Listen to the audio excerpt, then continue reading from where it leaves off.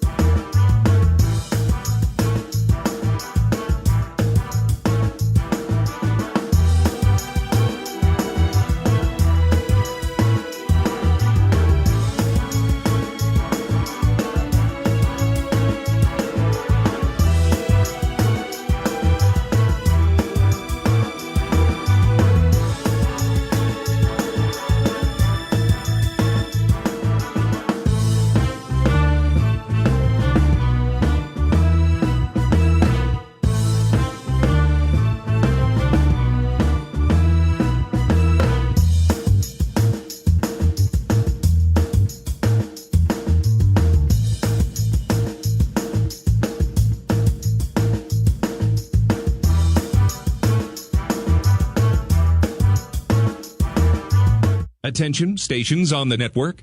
Our broadcast will begin in 5 minutes from my mark. In 5, 4, 3, 2, 1, mark. That was your 5-minute time check, stations.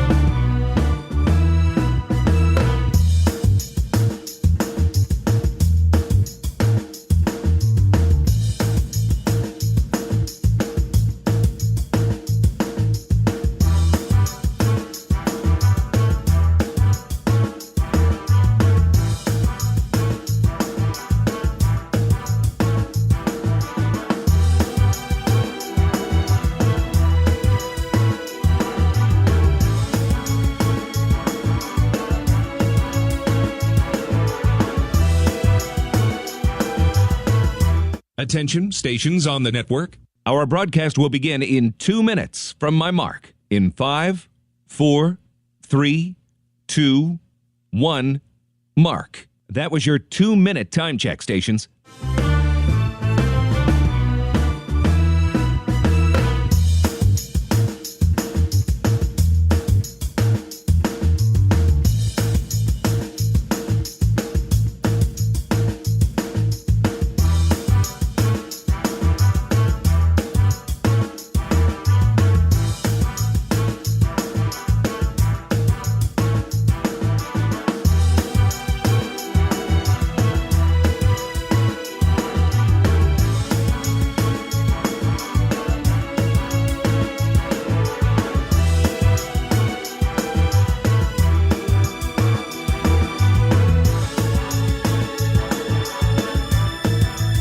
Attention, stations on the network. Our broadcast will begin in 1 minute from my mark. In 5, 4, 3, 2, 1, mark. That was your 1-minute time check, stations.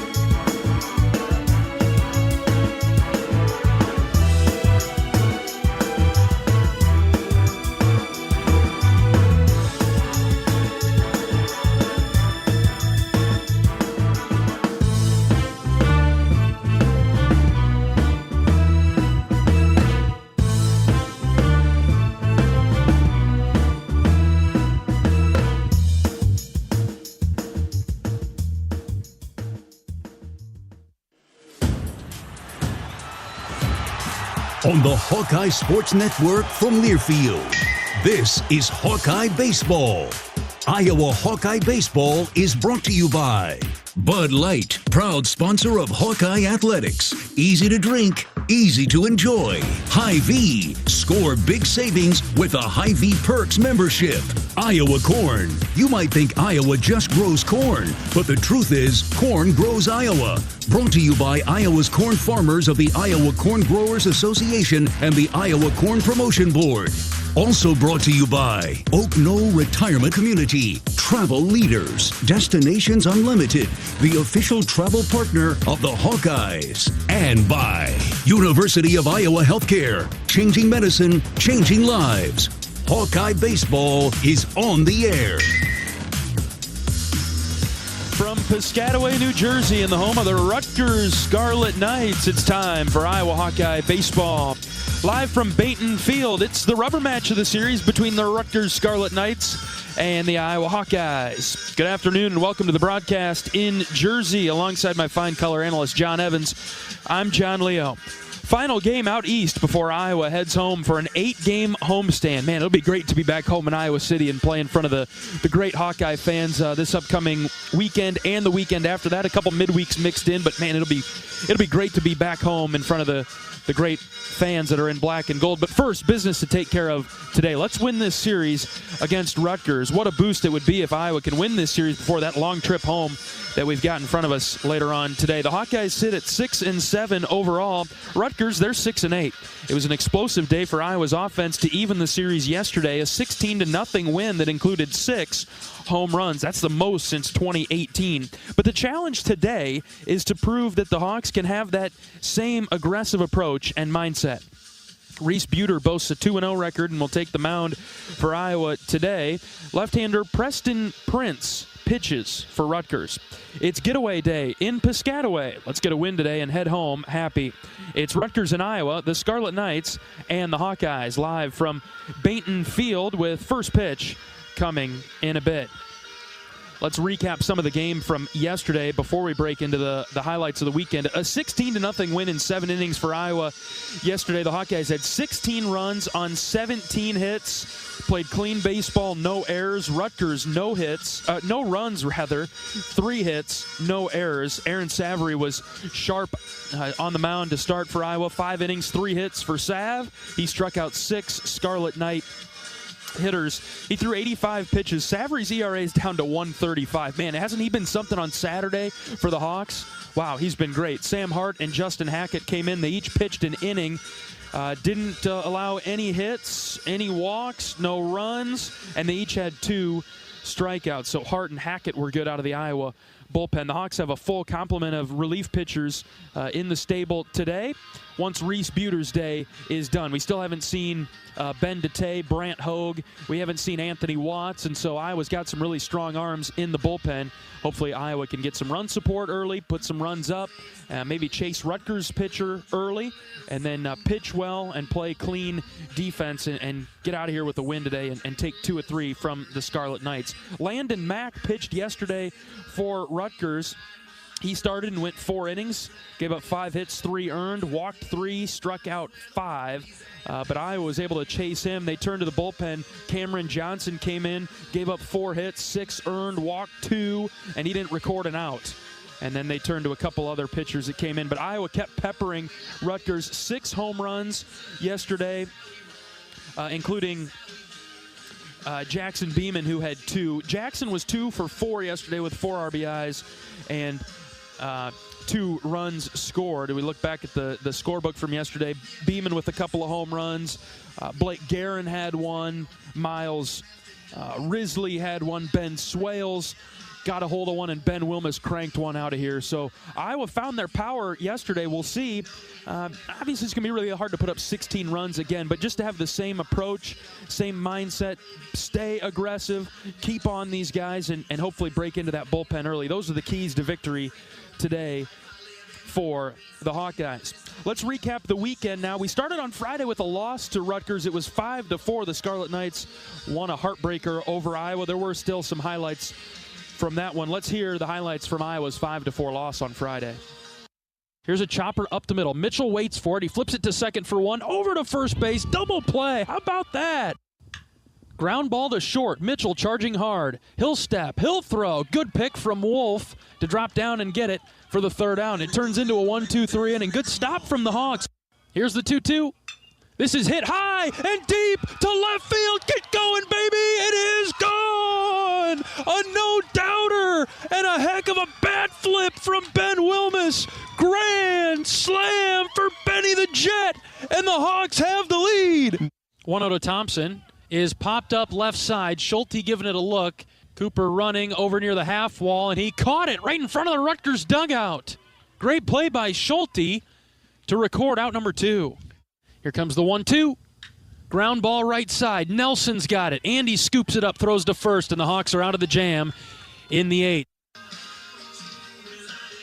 So Iowa loses the heartbreaker on Friday night, 5-4. Heck of a bounce back, though. I don't know if the Hawks could have drawn it up much better. 16-0. Iowa takes down Rutgers yesterday in 7 innings. Plenty of highlights from that one. Let's hear them now. Wind gusting to 29. Beaman crushed it to left. Get going, baby. It's gone.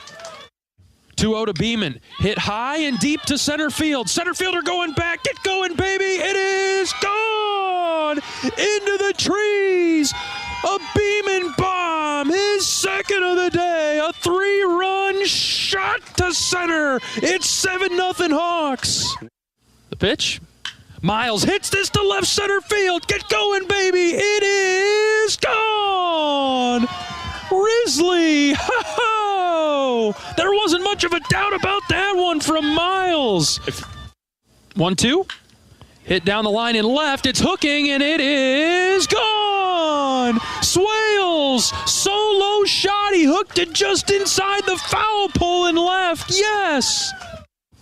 Wilmus cranks this to left field. Get going, baby. It's gone. Update that record book. Bob crushed it.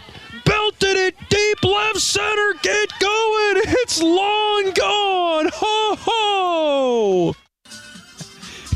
After listening back to some of those, John and I had a lot of fun yesterday at the ballpark in that win over Rutgers. We hope to experience a lot of fun today. Let's win this series. Let's take down the Scarlet Knights and head home some happy Hawks before being at home for 8 in a row starting this week. Iowa's in their Sunday golds, looking pretty sharp. Just finished their infield, and they're headed into the dugout to warm up. It's still cold. It's still windy here. I don't know who told us it was going to be warmer today, but they didn't check the right weather app. We'll be back with more after this. John talks with Jackson Beaman. He's Iowa's home run leader right after this. This is Hawkeye Baseball from Learfield.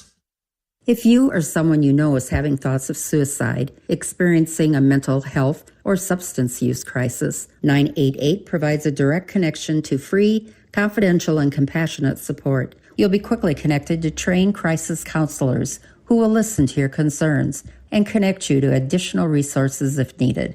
There is hope. For 24/7 support, call or text 988 or chat 988lifeline.org. A message from Iowa HHS. So much to see, so many places to experience, and nobody helps you get there like Travel Leaders Destinations Unlimited. Come to our travel showcase March 13th from 4:30 to 7:30 at the Olympic Theater in Cedar Rapids. Get in on exclusive show deals, meet our travel partners, discover unique travel opportunities, and enjoy complimentary food and drinks. Just visit duagency.com or call 319-393-1359 to register. The world is yours to explore at the DU Travel Showcase on March 13th. The silly moments, the proud moments, even the hard moments. They're what make life remarkable. And they're why Wellmark Blue Cross and Blue Shield is here for every moment. Committed to making healthcare better, more affordable, with more choices for care.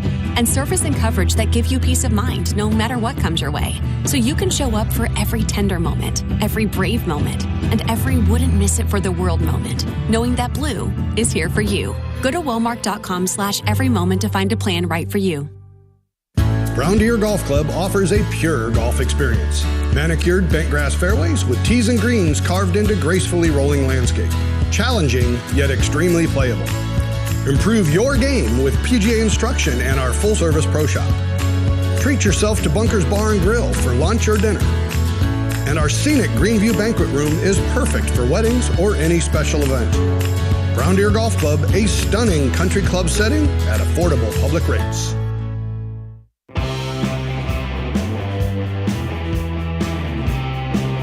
Welcome back to Hawkeye Pregame. I'm here with Jackson Beaman. Beamer, thanks for joining me. Appreciate it. Yeah, thanks for having me on. So let's talk about the great game yesterday. You got pitched around Friday a little bit, and then didn't see a ton of strikes. And then yesterday came up, kind of got the offense going with a solo home run and then a 3-run home run a little later. Yeah, I thought that yesterday was one of the most maturity moments I've had in my career, biggest maturity moments I've had in my career as far as on Friday I didn't get pitched to a lot, didn't get a lot of strikes, and then my first at bat yesterday was not very good.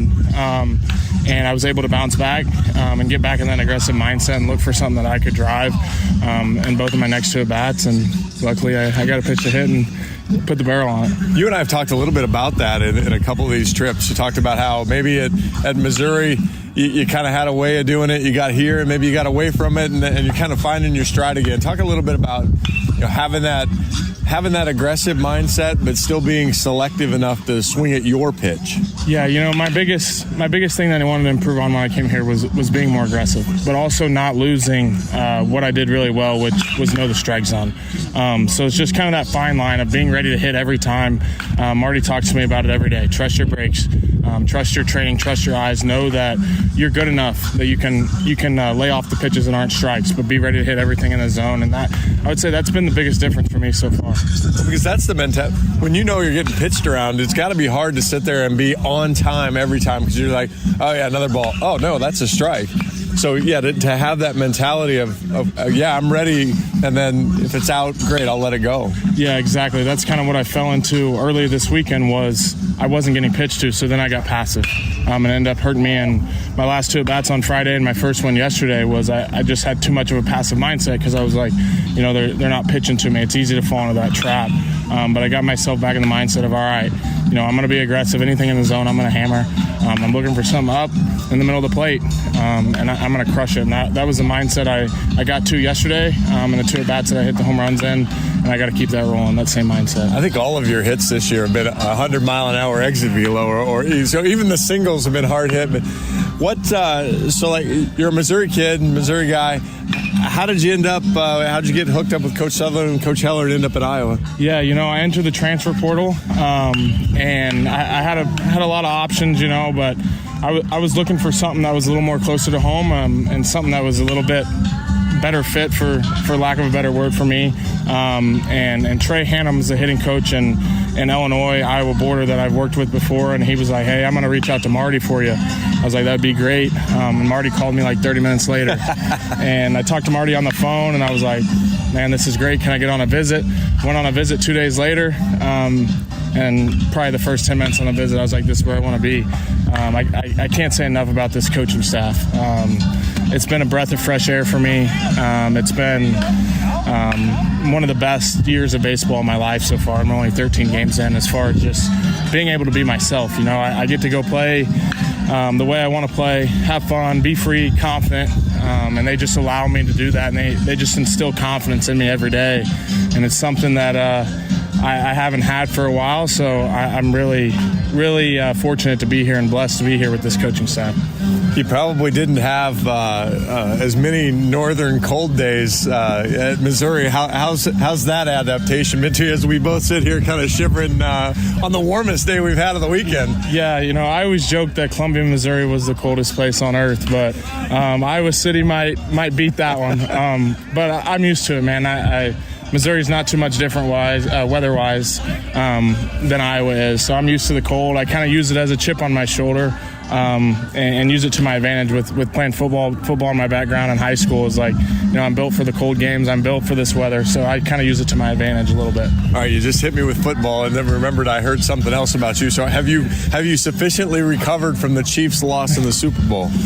I'm still getting over it. I've chosen to not talk about it a little bit.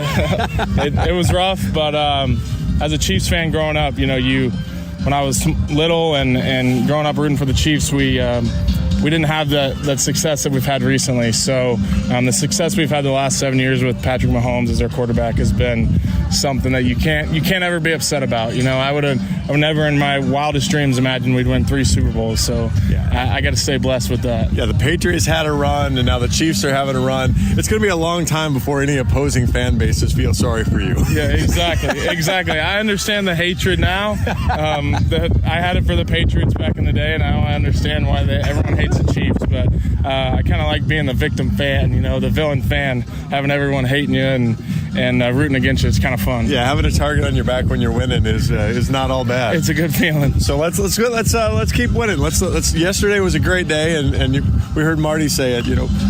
Anybody can do one day. Now let's start stacking it together, and let's be the villain to some other teams for a while. Exactly. Let's get this thing rolling. Thanks for joining me. I really appreciate it. I appreciate it. Thank you.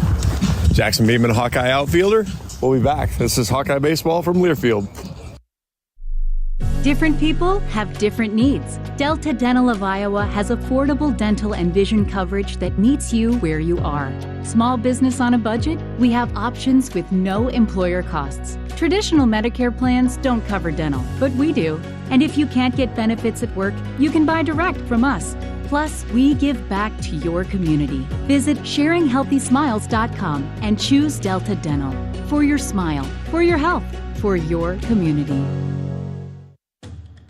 Iowa Hawkeyes women's basketball forward Hannah Stuelke teamed up with 22 and Vine at Riverside Casino and Golf Resort to bring you an exclusive creation, the Hamburger. This mouthwatering masterpiece features 2 delicious sausage and beef patties with crispy bacon jam, melted American cheese, and a perfectly fried egg, all nestled on a French toast caramelized brioche bun. Experience the Hamburger today, available only at 22 and Vine. It's a game changer.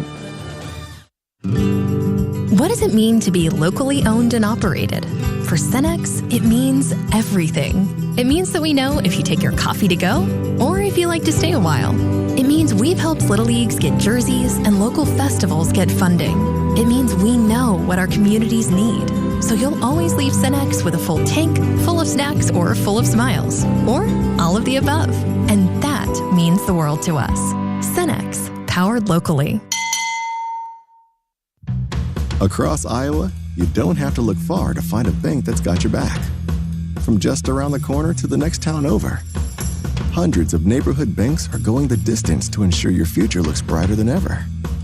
By providing jobs, supporting local businesses, strengthening communities, and helping your dreams become reality. Here, the life you build is backed by Iowa banks. See how banks are making a difference near you at iowabankers.com.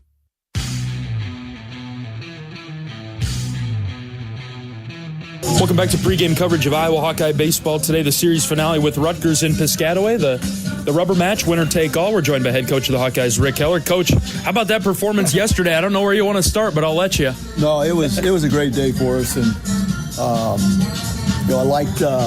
liked how we came out and scrapped and got a run in the first inning. And, it was a tight ball game through into the fourth, 1-0 game, and Aaron Savory was, kind of living on the edge like we talked about a little bit. But like Aaron usually does, he finds a way out of it and worked out of it.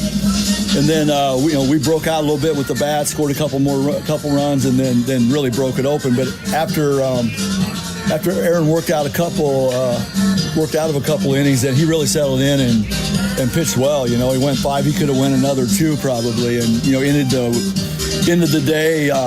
After that long inning, he was going to go back out, but after that long inning where we scored 7, we're like, no need to do that at this point. Let's get him out 85 pitches, and he should be really good, really fresh for Michigan State next week. But couldn't be happier with how we played. It was clean baseball.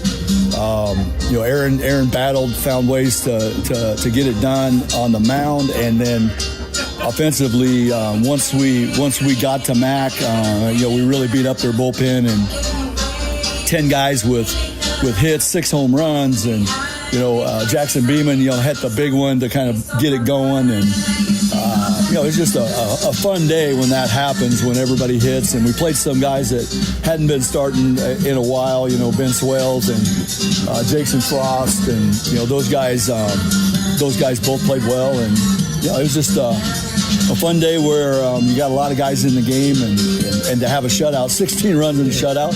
Now the challenge is to not be dead with the bats today.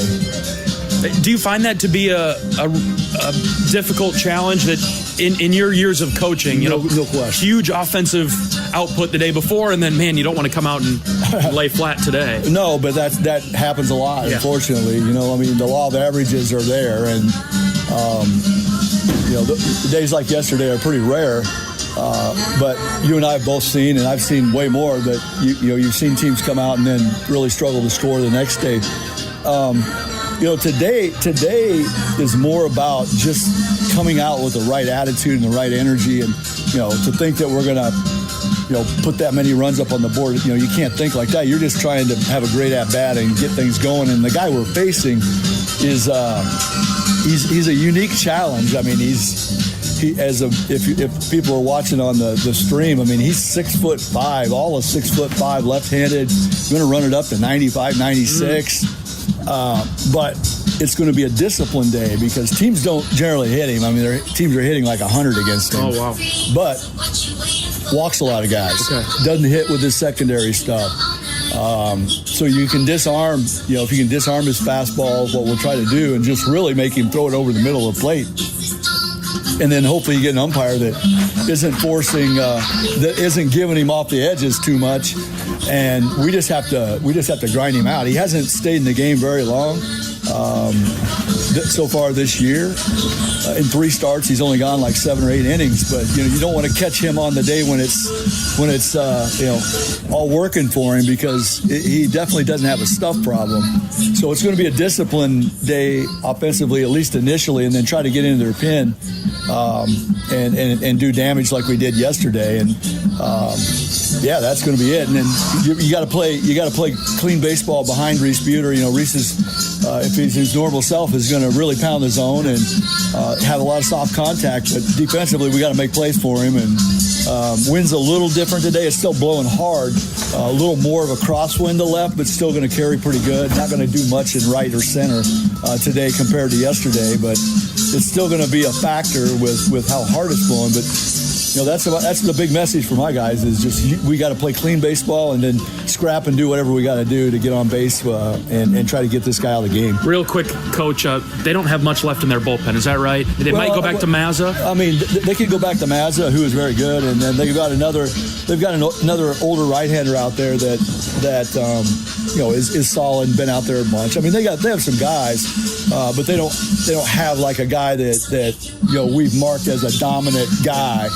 Mazza's their best, and he threw a lot, so I don't know if they'll bring him back or not. And then big opportunity, Coach. Last game before going home for quite a few in a row here. Yeah, I mean, it's a big challenge for our toughness, and we've been on the road 4 weeks and playing in cold weather to this weekend and travel and all that, and we've got all the excuses in the world. But we got to find a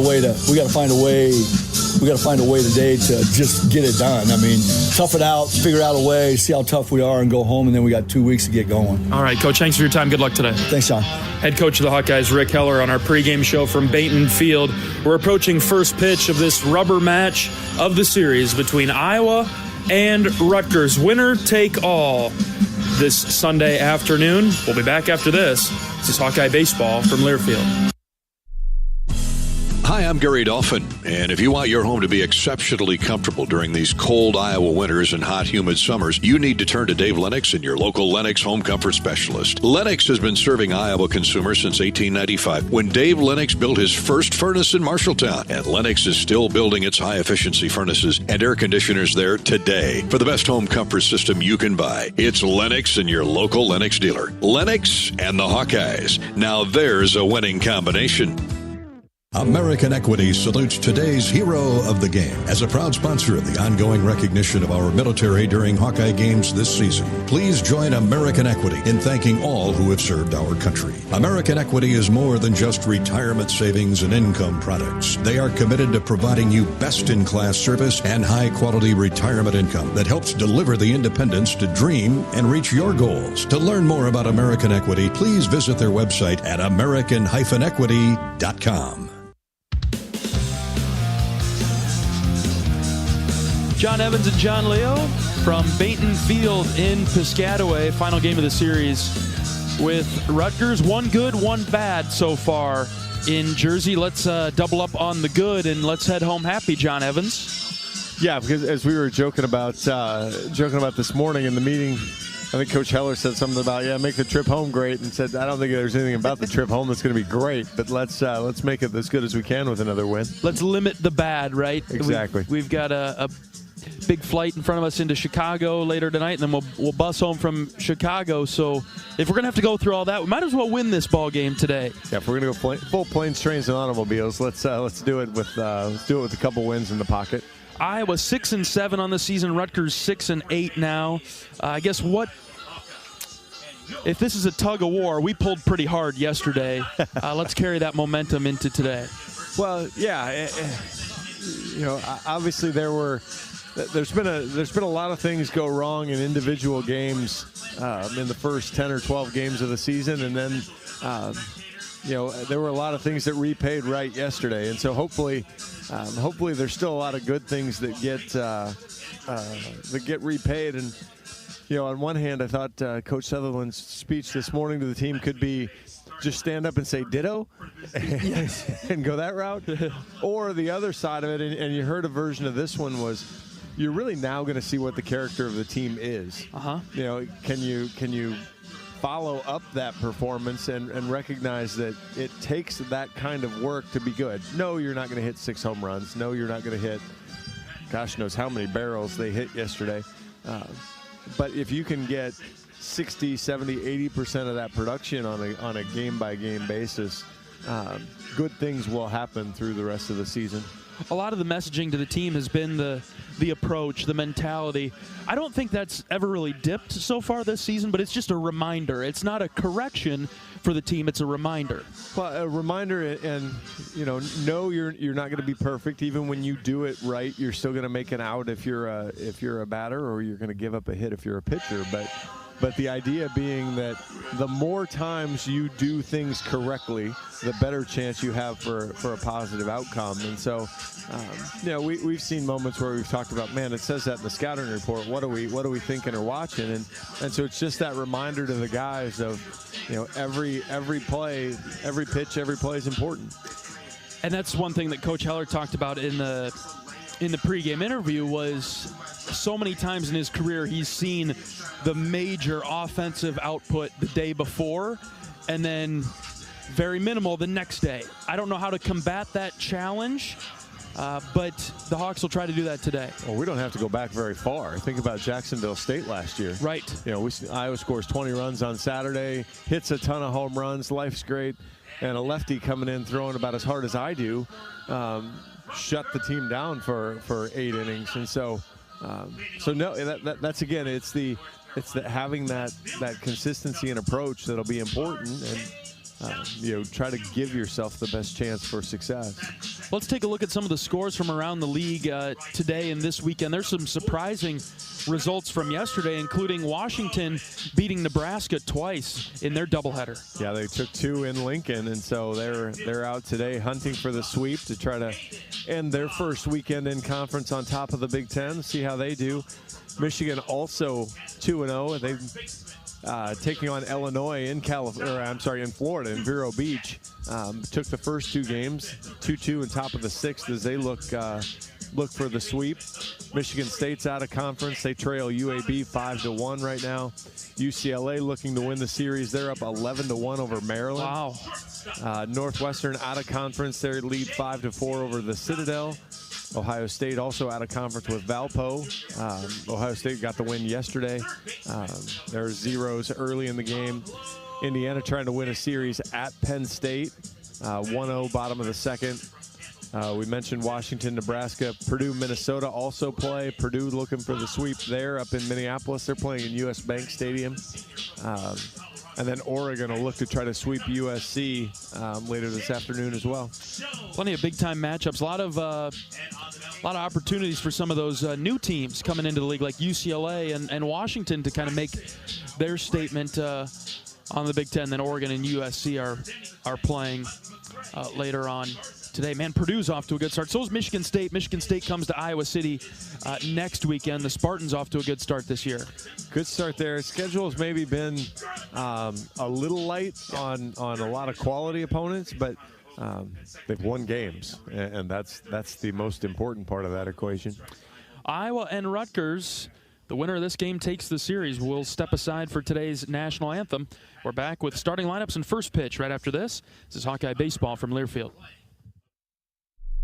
Different people have different needs. Delta Dental of Iowa has affordable dental and vision coverage that meets you where you are.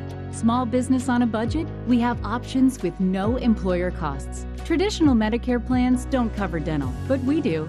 And if you can't get benefits at work, you can buy direct from us. Plus, we give back to your community. Visit sharinghealthysmiles.com and choose Delta Dental.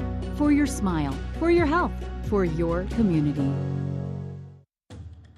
Iowa Hawkeyes women's basketball forward Hannah Stuelke teamed up with 22 and Vine at Riverside Casino and Golf Resort to bring you an exclusive creation, the Hamburger. This mouthwatering masterpiece features 2 delicious sausage and beef patties with crispy bacon jam, melted American cheese, and a perfectly fried egg, all nestled on a French toast caramelized brioche bun. Experience the Hamburger today, available only at 22 and Vine. It's a game changer.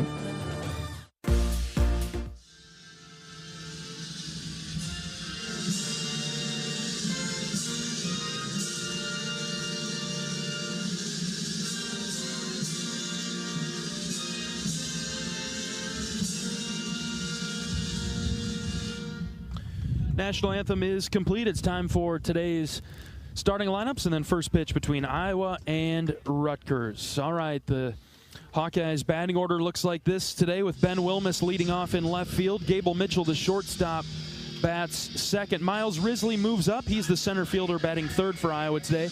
Middle of the order, quite a bit of power here. Caleb Wolf, the first baseman in the cleanup spot. Jackson Beaman, the home run hitter. He's out and right batting fifth. Reese Moore, the catcher, will bat sixth for the Hawkeyes today. 7, 8, 9, Mitch Wood, the DH. Ben Swales, the second baseman. And Jackson Frost at the hot corner at third for the Hawkeyes today. And first off, they'll face the left-hander, Preston Prince.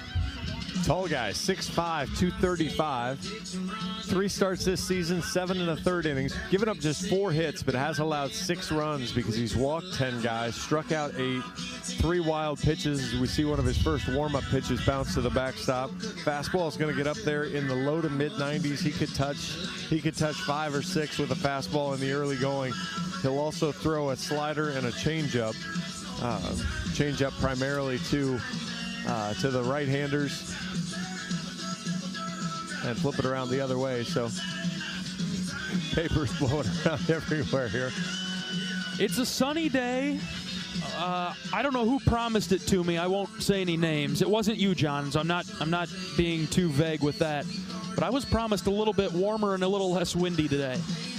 It's we've kind of gone back to the wind of the first day. It's more right field foul pole to left field foul pole, a little bit less helping wind. And maybe it's a mile or 2 less. I've got 15 on my watch, though. Ooh. Gusting to 22, so maybe the gusts are lower. Okay. That would be a win. But maybe a little bit warmer with the sun? I don't know. I don't buy that either. Actually, now my watch updated. 16 mile an hour with gusts to 30. It is 48 degrees. I don't think so. I don't think so. Feels like 39. There you go. That's more like it. All right, Ben Wilmus making his way to the batter's box. We're getting set to get rocking and rolling. Iowa and Rutgers. I will not miss sitting right underneath this speaker. That might be the worst part of the whole thing. I mean, the cold is what it is, but I tell you what, the way the music's played, so loud, too loud. All right, here we go. First pitch from Prince to Wilmus is low, and the ball actually rolls all the way back to the pitcher after it deflected off the catcher's gear. It's an unusual way to do it. Ball and no strikes on Wilmus. Out of the windup, the lefty delivers. Strike one. I'll throw a little bit of a cutter, too, and that was 92 in there. Wilmus, the right-handed hitter. The 1-1 is low again. Spiked it. Yeah, the scout he really hasn't landed his off-speed pitch. So if you can identify off-speed, that ball was 83 and barely made the cut of the brown turf there. 2 balls and a strike on Wilmus. The pitch, high, ball 3. Popped out of the catcher's mitt. Prince at 6'5", from Hilton, New York. Transferred in from Niagara. He is a junior.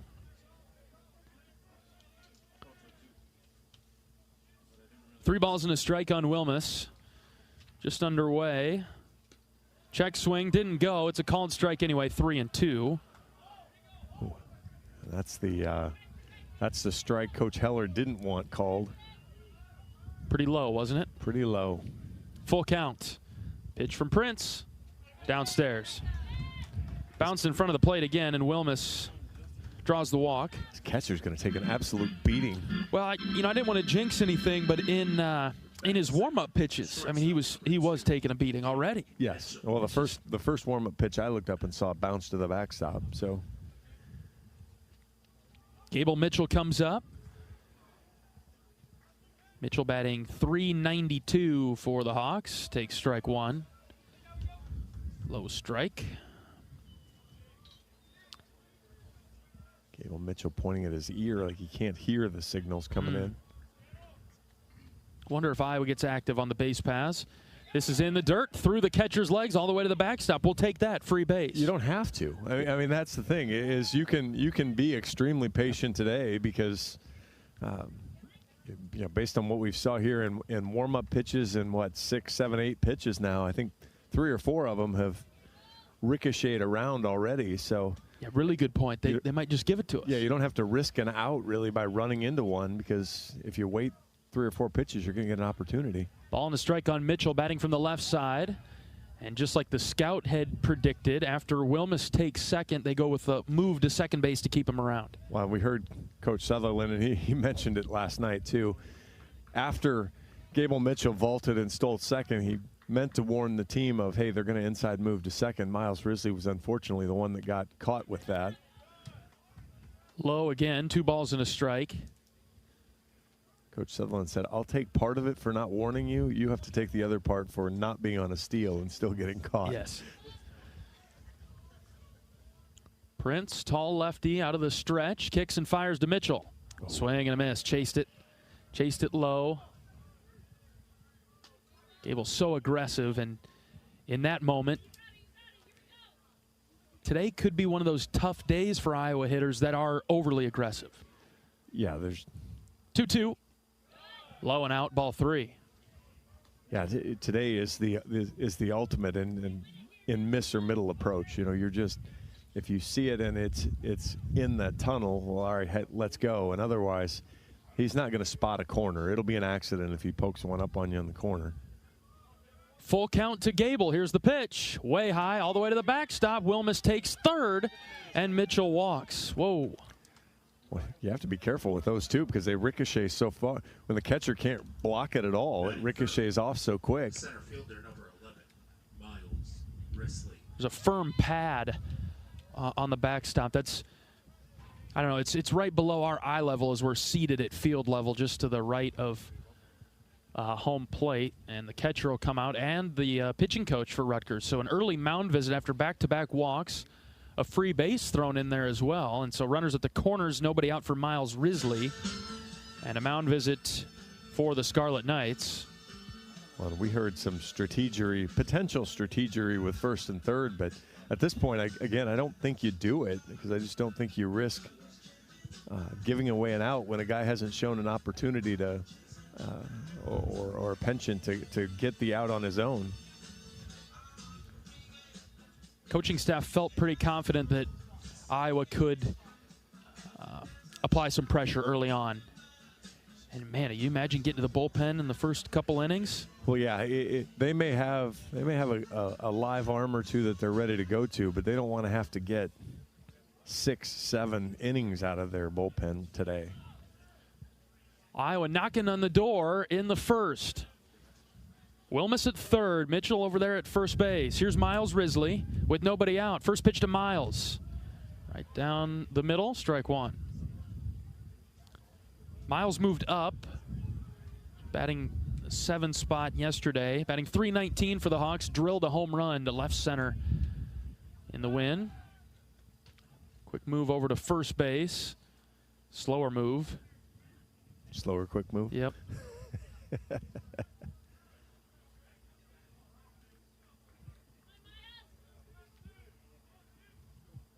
0-1 to Risley. Low and out. Backhand stab by the catcher, J.D. Jones. It's 1-1. Rutgers not concerned with Miles putting one on the ground to the right side, as the second baseman Tomasetto is right behind second base. Puts 3 infielders on the left side. Pitches in the dirt. Runner taken off for second. Mitchell's caught in a rundown. Wilmus still staying put at third. They're playing games now. Gable walking back to first, and he'll throw to first base. Mitchell gets back. Wilmus stays put at third. Boy, I get the idea that you didn't want Wilmus to score there, but when your pitcher's having a hard time throwing strikes and you got a team that's basically giving you an out, you take it. And they just let him walk back, and Hawks get out of a bind. 2 balls and a strike on Risley. The pitch from Prince inside, just about hit him. That's ball 3. I'm trying to dissect that play there for Iowa. I don't think the Hawks can be too upset that Wilmus didn't come home from third. I think the Hawks are just happy with the way it is. Absolutely. There was no reason for Wilmus to break there. And now it's 3-1 on Risley. I mean, this might be red light territory for Miles, unless it's right down the pipe for him. Gable takes off. The pitch is outside. Doesn't matter. Ball 4. 3 straight walks, and the bases are loaded for Caleb Wolf. Well, I don't know how long you can continue this. I mean, he hasn't. It's not like he's getting squeezed by the home plate umpire. I'd actually argue the opposite. He got a couple of calls. Boy, you need him to find the zone here quick. There's a right-hander throwing in the bullpen down the left field line for the Scarlet Knights. 3 free bases. Here's Caleb Wolf. He's a left-handed hitter, so lefty on lefty. First pitch from Prince. That's a called strike. Nobody out in the inning. Wolf batting .500 with the bases loaded. Pretty good with runners in scoring position and runners on as well. Here's the 0-1. Caleb popped it foul over to the left.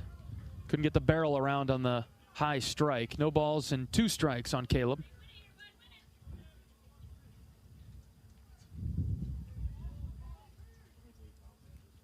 Sack fly would do.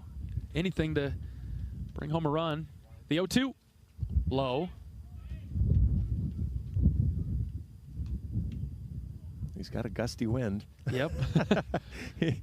Timing that part of it okay. Yeah, I'd love to see at least a line drive. You see Caleb make good contact, but don't want to really see him bounce into a double play here. 1-2.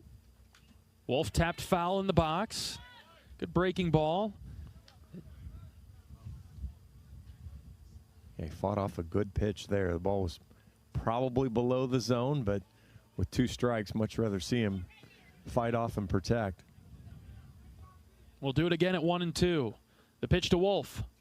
Ground ball right to the shortstop. Flip to second for 1, over to first. And it's a double play. Wilmus scores. It's 1-0.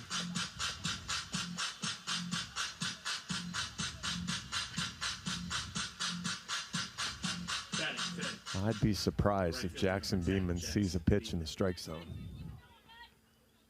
Although, with the way that he's pitched, I'm not sure how I'd trust him to pitch around him either. That's a good point, too. Runner at third and 2 outs. First pitch to Beaman is low, called a strike.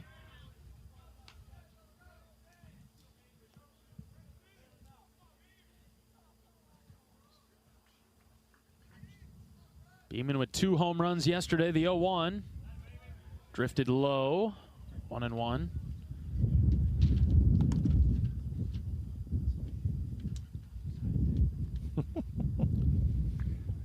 Beamer doesn't need any wind help, but picked up there, didn't it? He's getting the gusts. Jackson batting .306 for Iowa. 6 home runs, 2 doubles. The 1-1. Off speed, dropped in for a strike, 1-2. Really good pitch there, although I think he gets away with it because Jackson's sitting on fastball. That ball's up in the zone. Saw Jackson turn on that one for a 3-run home run yesterday. The 1-2. Popped up right side, foul ground. First baseman Doucette moving over, and he caught it. A sliding catch to end the first inning. Okay, just 1 run comes across for Iowa. 3 walks in the inning, but only 1 run. We'll take the lead. We'll be back for the bottom of the first after this. This is Hawkeye Baseball from Learfield. If you or someone you know is having thoughts of suicide, experiencing a mental health or substance use crisis, or just needs someone to listen, 988 provides a direct connection to free, confidential, and compassionate support. When you call, text, or chat 988, you'll be quickly connected to trained crisis counselors who will listen to your concerns, provide support, and connect you to additional resources if needed. There is hope. You are not alone. For 24/7 support, call or text 988 or chat 988lifeline.org. Brown Deer Golf Club offers a pure golf experience. Manicured bent grass fairways with tees and greens carved into gracefully rolling landscape. Challenging, yet extremely playable. Improve your game with PGA instruction and our full-service pro shop. Treat yourself to Bunker's Bar and Grill for lunch or dinner. And our scenic Greenview Banquet Room is perfect for weddings or any special event. Brown Deer Golf Club, a stunning country club setting at affordable public rates.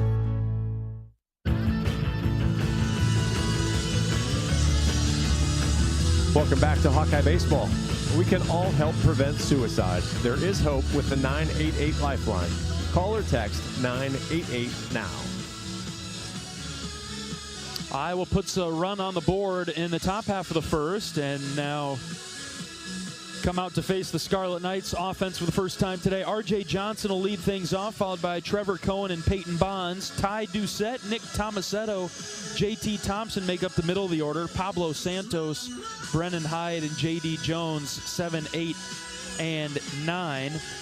Defensively for Iowa on the infield, left to right, Jackson Frost at third, Gable Mitchell at short, Ben Swales at second base. Caleb Wolf is the first baseman today. Outfield left to right, Ben Wilmus, Miles Risley, and Jackson Beaman.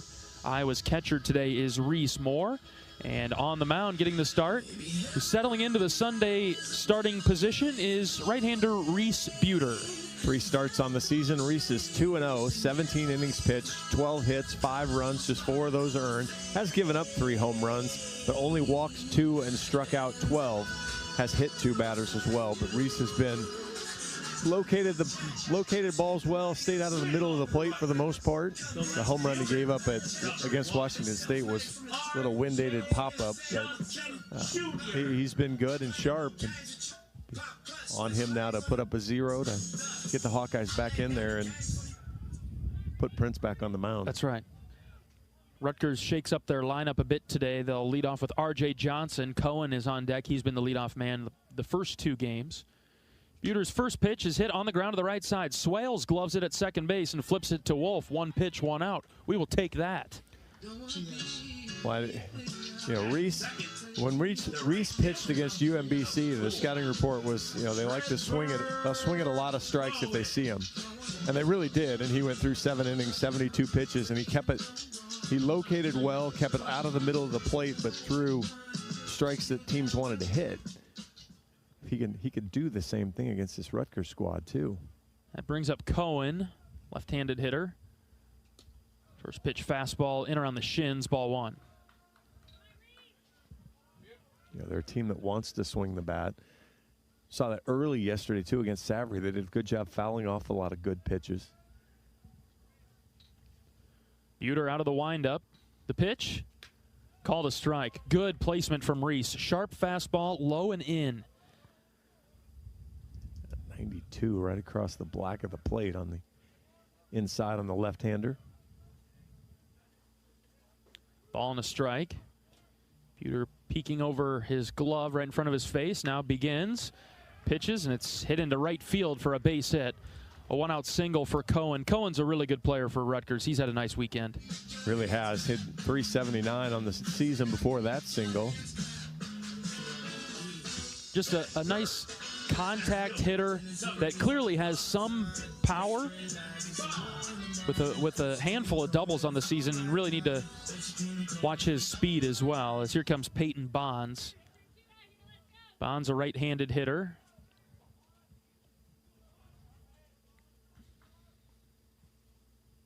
Long pause from Reese. First pitch is a called strike at the knees. Iowa in their Sunday golds with black numbers and white trim. Iowa spelled out in script black print across the chest. White pants, black caps with a gold script eye on the front panel for Iowa today. Here comes the 0-1. This is a swing and a foul ball off the end of the stick. Over to the right. No balls and 2 strikes on Bonds. Rutgers, pretty sharp uniforms for them, all white. Rutgers spelled out in script red across their chest. They've got white caps in the field with a red bill and the red block R on the front of their ball caps. Buter, 0-2 on Bonds. Here's the pitch. Swing and a miss. Got him with the breaking ball. Yeah, Bonds didn't like the low pitches yesterday, low off speed, and Reese just gave him a steady diet of that there. Good to see Doucette back in the game here. You know, he took the hit by pitch yesterday, and we were questioning effort to second base, but more of after you take a fastball off the knee. And on a day like yesterday, it takes a little bit to get the blood flowing, so I'm glad he's back out there today. Yeah, I admit, even though it had happened right before that, I was a little too critical of him when he was jogging. I had to remember that he was just hit by a pitch in the leg. Yeah, it might have been full speed after you take the 85 or 87 mile an hour fastball off the knee. Doucette's a stocky first baseman for Rutgers. He starts him off with a changeup that missed away from the left-hander. Runner at first and 2 outs, 1-0 Iowa in the bottom of the first. Buter's 1-0. Hit on the ground to first. Caleb Wolf is there. He'll step on the bag, take it himself, and Iowa keeps Rutgers off the scoreboard. We're through 1. It's 1-0 Iowa. Back in a moment. This is Hawkeye Baseball from Learfield. American Equity salutes today's hero of the game. As a proud sponsor of the ongoing recognition of our military during Hawkeye games this season, please join American Equity in thanking all who have served our country. American Equity is more than just retirement savings and income products. They are committed to providing you best-in-class service and high-quality retirement income that helps deliver the independence to dream and reach your goals. To learn more about American Equity, please visit their website at american-equity.com. Leaders know there's no guide to greatness. When everyone else says something can't be done, they know it only hasn't been done yet. True leaders weather the fiercest storms and look deep within themselves to rise above and help others find their way forward. At Great Southern Bank, we're proud to partner with visionaries that help raise the tide for all of us. And when you're ready to bring your vision to life, we'll be right behind you with award-winning support.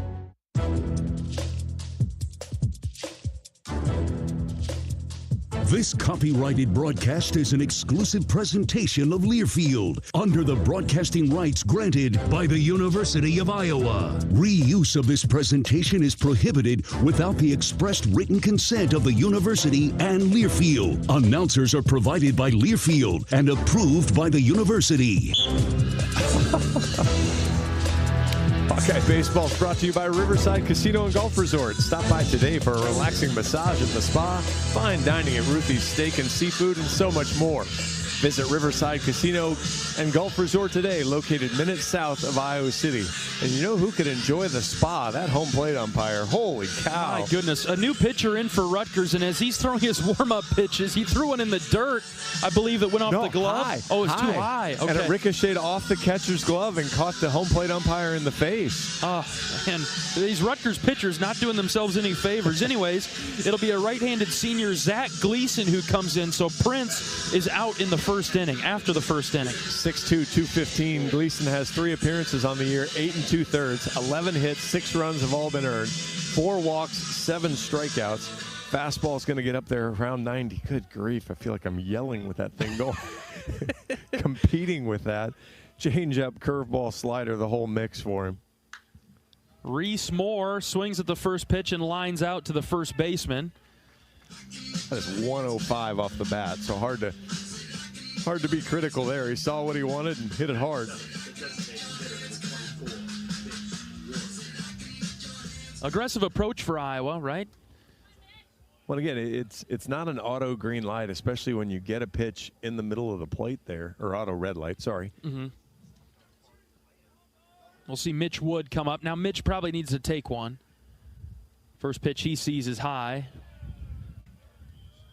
Take all the way on a pitch that's not in the strike zone. I wonder if this is going to kind of turn into a bullpen game. They've already got a guy warming up, kind of getting loose over there. Not throwing, I don't think yet, but going through the motions. So I don't think they expect Gleason to last very long either. Yeah. 1-1 on Wood, the pitch.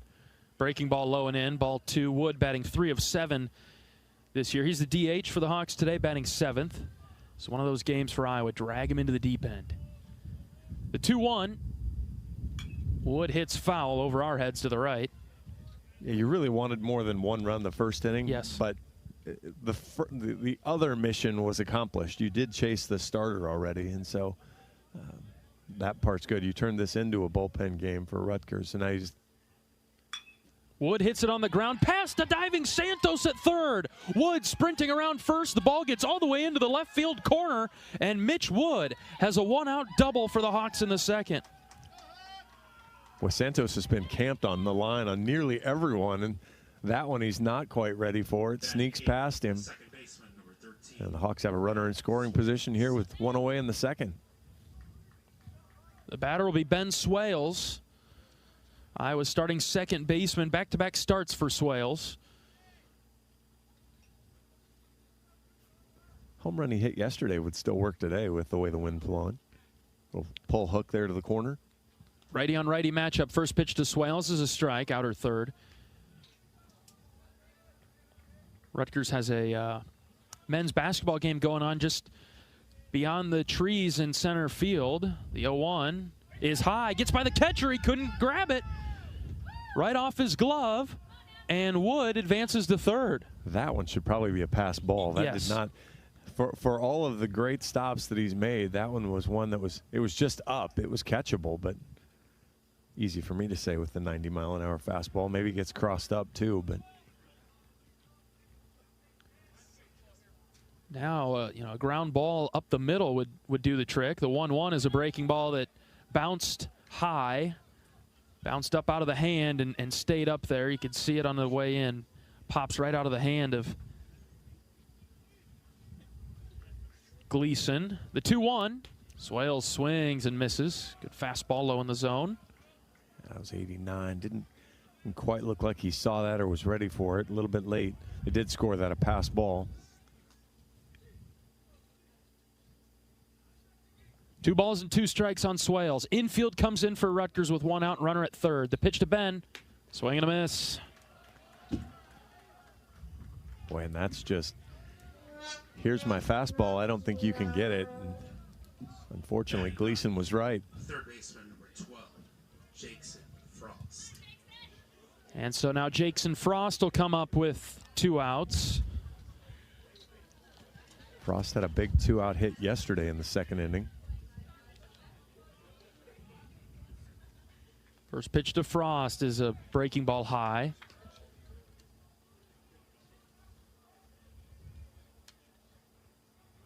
Jackson starting at third. Today we could use another one of those wild pitches or pass balls with Wood at third. Instead, Jackson hits it up the middle. It's off the pitcher's heel over towards third. Frost is going to beat it out, and Wood comes down the line to score 2-0. We'll take that ground ball up the middle. Kick save and a beauty, but gave up a rebound, I guess. There we go. Juicy rebound, John. Yes. Gave up the rebound, and so Frost gets another RBI single. Back-to-back days, he comes through in the second inning with 2 outs. 2-0 Iowa in the second. That's what you want to see if you're Iowa. Just keep applying pressure inning after inning. Back to the top of the order. This is Ben Wilmus with Frost at first. Ben takes a strike.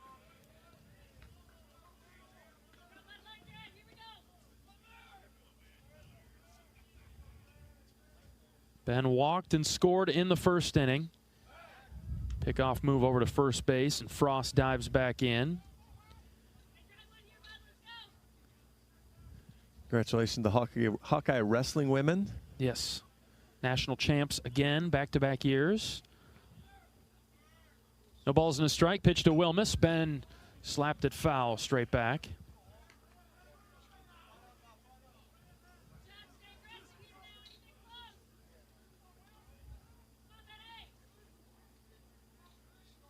Wilmus with plenty of room in left center field. No balls and 2 strikes. With 2 outs, runner at first. The pitch, high and out. Ben lays off, ball 1.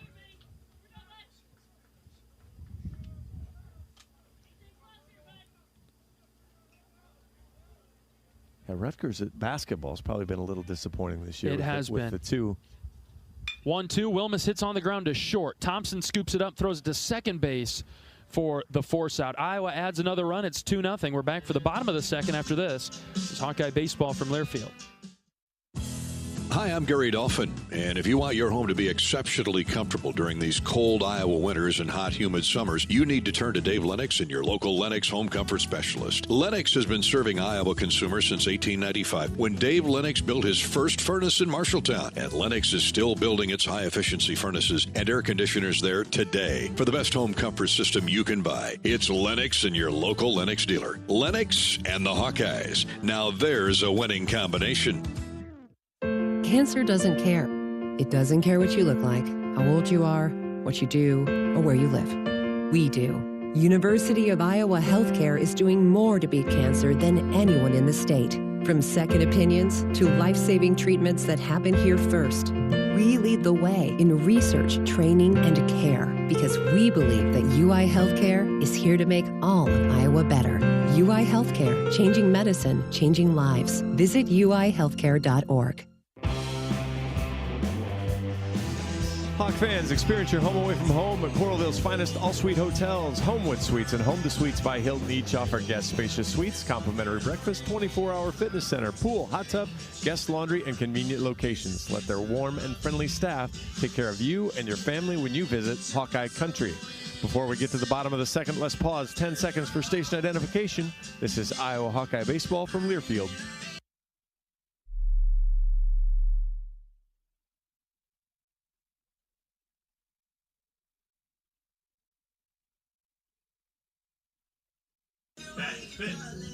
Iowa leading Rutgers 2-0 in the bottom of the second. And Reese Buter calmly comes back out to the mound. He's finished his warm-up pitches, and we're ready to roll. It'll be Tomasetto, Thompson, and Santos due up for the Scarlet Knights. Buter gave up a single in the first, but otherwise was efficient. Even with the single, I should say, he's still efficient. First pitch strike to the right-handed hitting Tomasetto. Reese got through the first on 9 pitches. Is that correct? Yes. No balls and a strike. Right-handed pitcher, right-handed hitter. Buter deals outside.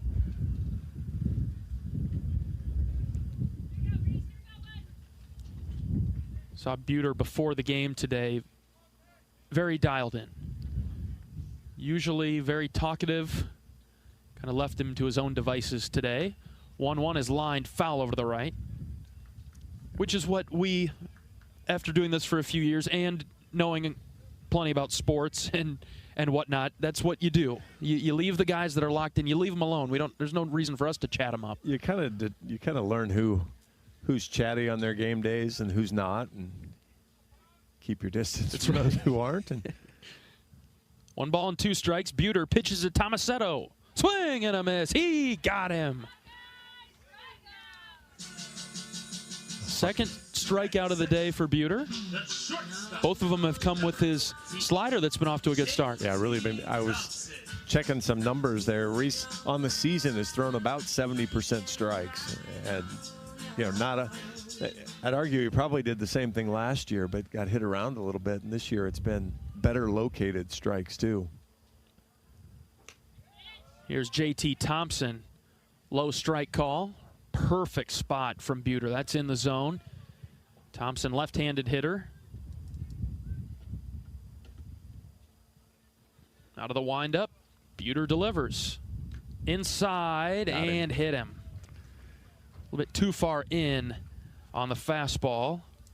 Thompson will take his base. Well, you saw that from a couple of the hitters yesterday too. They're not afraid to kind of dip into that and stay in the box a little bit. And that was well inside. But he made more of an effort to get hit by it than he did to not get hit by it. All right, so a base runner for Rutgers now in the second. Here comes Pablo Santos, third baseman, right-handed hitter.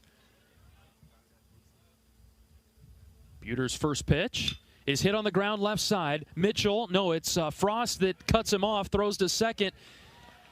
Safe everywhere. Yeah, that was not a great choice from Jackson. Ball was slow to the bag, and he's running away. Kind of sidearm flipped it. I think the Hawks are going to challenge this at second base as Frost cut off Mitchell on the left side and then threw it to second and was late. And the Hawks want to challenge the play at second base to see if he was out at second. Otherwise, it'll be first and second with one out for the Scarlet Knights in the second. I'll need the slow down version.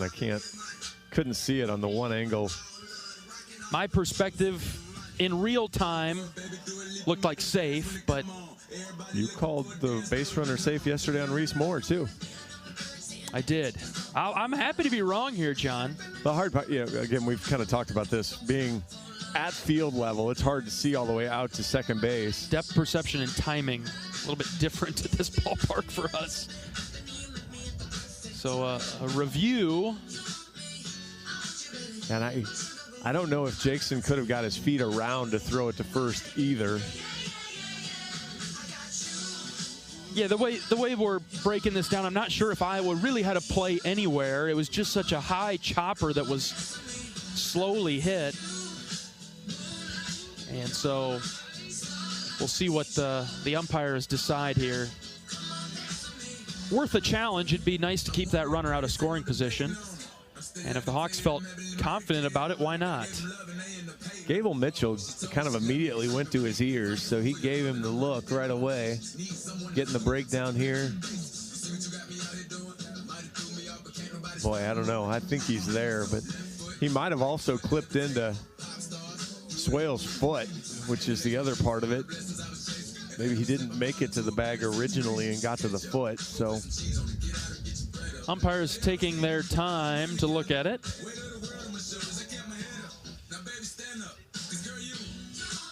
The replay monitor down the first base line in a tent behind the dugout where we've been trying to do our interviews in this wide open area with a ton of wind whipping around. The only place you can get away with it is in that tent. All right, the umpires have emerged. Here's the call. He is safe at second base. All right, first and second, one out. A little bit of danger Designated hitter number 8, from Rutgers in the second. 2-0 Iowa. Hit batter, an infield single.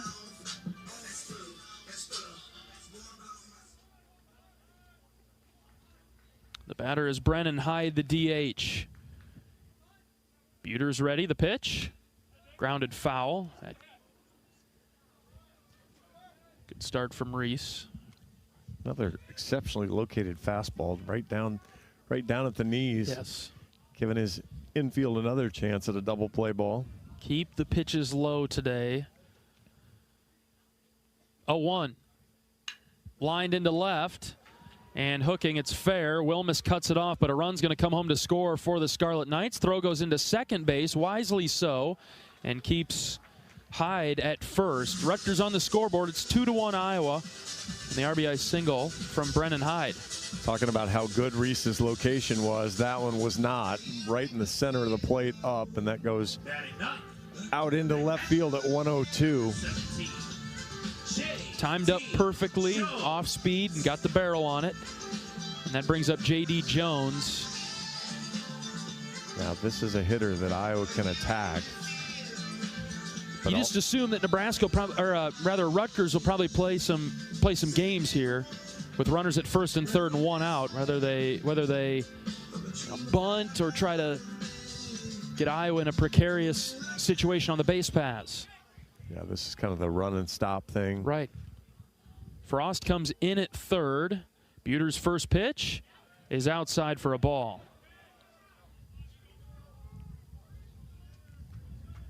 That just missed based on what we've seen for the strike zone today. Hawks could use a ground ball to an infielder. Ball and no strikes. The pitch from Buter, low. Ball 2.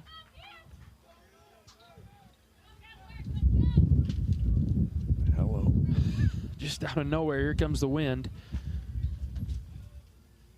2-1 Iowa in the second.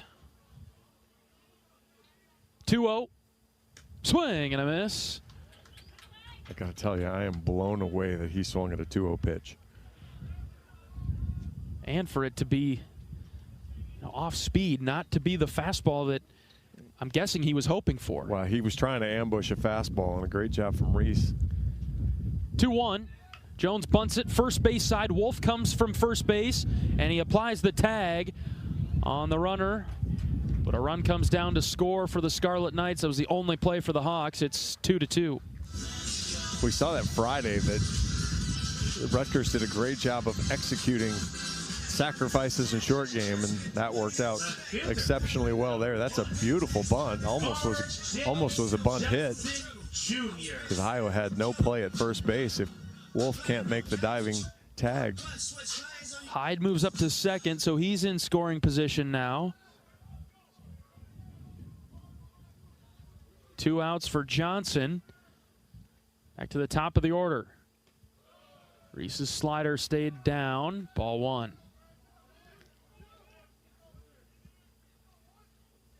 Unfortunately, this inning started again with a hit batter. So, the free base infield single causes the problem. Reese's 1-0. Swung on and missed.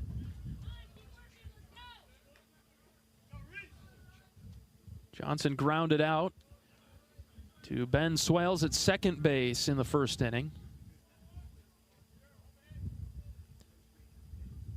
Buter checks the runner at second, the 1-1, swing and a miss. Changeup. Good pitch from Reese.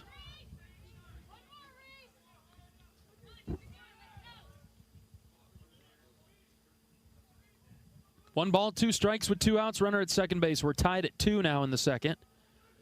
Buter's next pitch. Dropped low. Boy, he was wishing that down below. I think Johnson got fooled a little bit, but bent the knees, kind of kept trying to drag it down a little lower. Reese can go anywhere, pick any of his pitches. Here comes the 2-2. Low and out, ball 3.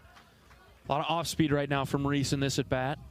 Yeah, I was really kind of hoping to see fastball in there, place one back on the inside part of the plate. Look at Johnson's left foot, how close it is to the plate. Yep. Now this becomes a big pitch with Cohen on deck. Full count with 2 outs. The pitch from Buter. Low. First and second with 2 outs, and we'll see Cohen come up. And in a tie game now, Rutgers has some life. You can feel some energy from their dugout after Iowa really put the pressure on them in the first and second innings. Get out to the 2-0 lead, but Rutgers isn't going down quietly.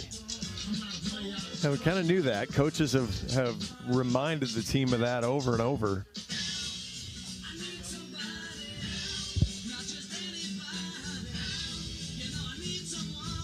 And we'll have a mound visit from Coach Kenny.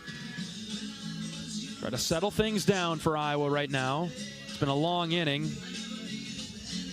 Rutgers with 2 singles, a hit batter, and a walk. Yeah, after a 9-pitch first inning, you're 19 pitches here for Reese.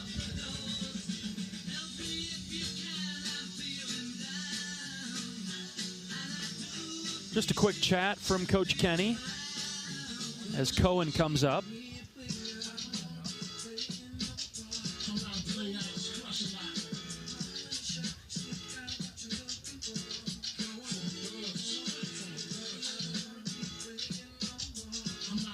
Hawks will have Mitchell, Risley, and Wolf come to the plate in the third. Cohen, left-handed hitter. Reese is ready. First pitch from Buter. Hit on the ground up the middle. Mitchell dives and knocks it down. And they're going to send the runner from third. Here comes a play at the plate. Throws on the money, and he's out! Mitchell got him! Boy, the runner was at second when the ball was hit. He rounded third without hesitation. Mitchell knocked it down. It went into shallow center. He threw it all the way home on the money for a big-time out to keep the score 2-2. Huge play there. Mitchell throws a strike into Reese Moore for the out. Hawks get out of it, minimize the damage. We'll be back for the third after this. This is Hawkeye Baseball from Learfield.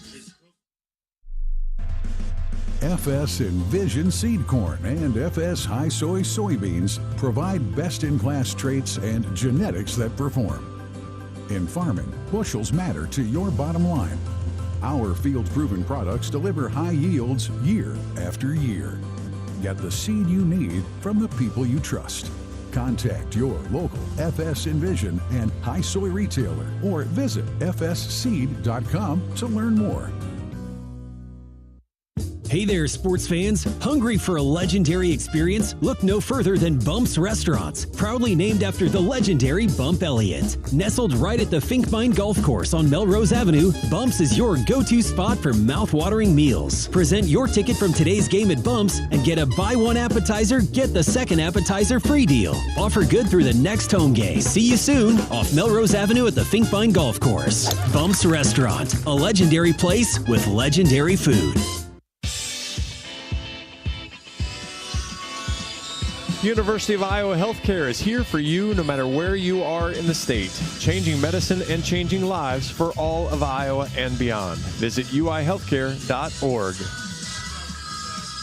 John Evans and John Leo at Bainton Field in Piscataway. Final game of the series with Rutgers. We're tied at 2 as we get to the third. Hawks will look to answer after the Scarlet Knights knotted things up in the last half inning. Mitchell, Risley, and Wolf in the box. Gable swings at the first pitch and ripped it foul. Pulled it down the first base side. Gleason continues to pitch for the Scarlet Knights. He's the second pitcher of the day for Rutgers. Prince only lasted an inning. 0-1 to Gable.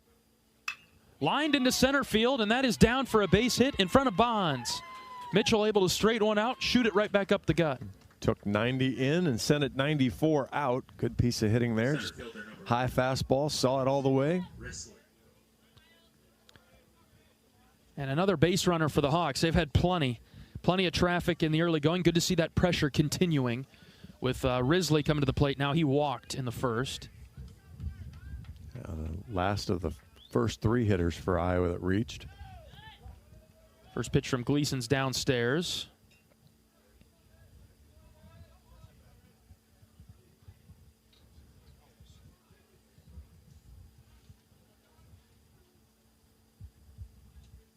Next one is low and out. That's ball 2. Boy, Mitchell had a really good read on that, actually, and then does the smart thing and runs back to first after Jones makes the backhand stop. Yeah, Jones clipped it up nice on the backhand. Mitchell had a great secondary lead and then hustled back. 2-0 to Risley. Outside. Ooh, called a strike. 2-1. Oh, boy. Let's not get in the habit of that being called a strike today, please. Ooh. Man. We'll leave that one. Yeah, really good play by Miles to not attempt that. Mitchell takes off. The 2-1 is hit foul over the left. Not sure if that was hit and run or if he just kind of misidentified it, thought it was a fastball. It was a changeup just below the zone. Based on the reaction from Coach Sutherland and Coach Heller, I think that was a straight steal. 2 balls and 2 strikes now for Risley. Mitchell back at first. Pitches low. Full count. Find your way on here, Miles. See if they put Gable back in motion here and let Riz fight one off. Nobody out in the inning. Tied at 2, top 3. Mitchell takes off. The 3-2 is swung on and missed. Throw to second is into center field. Gable pops up, but he'll stay there at second. Risley strikes out. but Gable advances on the stolen base. I'm always worried about it as Jones is complaining. Coach Owens now is complaining. Every time you steal and swing, it feels like they want interference. Well, nobody swings the bat leaning backwards. So you're always going to have a little bit of lean or motion over the plate, but as long as it's not totally disruptive, how are you going to call that? And now Coach Owens, in his 6th year as the head coach of the Scarlet Knights, is out to talk with the home plate umpire about just that. Well, he's explaining how you can call it. Home plate umpire doesn't agree with him, but he's explaining it to him. Well, then if that's the case, then you could call it every single time then, right? And it feels like there was a while where we saw it every single time. Basically, it's done to us, for sure. Well, it made it impossible to run with a 3-2 count. Mitchell, the runner at second base. Caleb Wolf batting for Iowa. Grounded into a double play. The bases loaded in the first. See if Caleb can pick the Hawks up here in a tie game. It's that spot where Iowa needs to lock back in here. 1-0 delivery to Wolf from Gleason. Long pause. Here it comes. That's high. Called a strike. Good gravy. 1-1.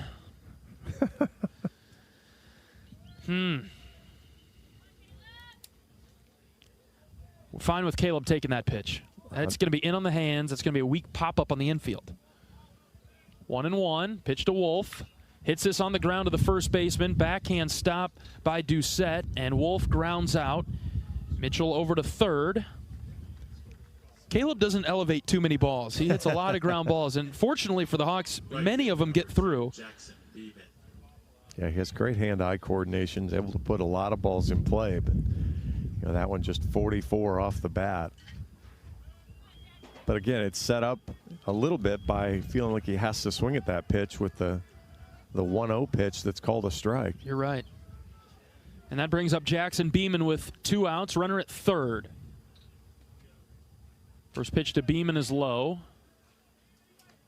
Mitchell, the base runner for Iowa, at third base. Iowa 2, Rutgers 2 in the third.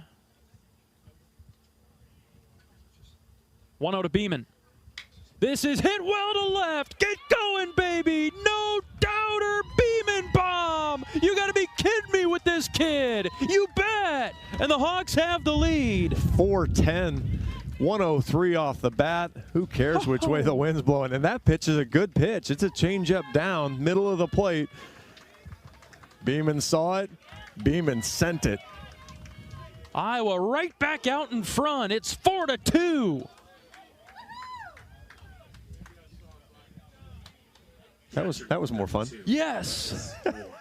When he came up in that situation in the first inning, popped up, wasn't able to come through, and he mentioned it in the pregame interview. One of the things, the learning moments that he's had. He really is a student of what he's doing, and something maybe argue a little too much.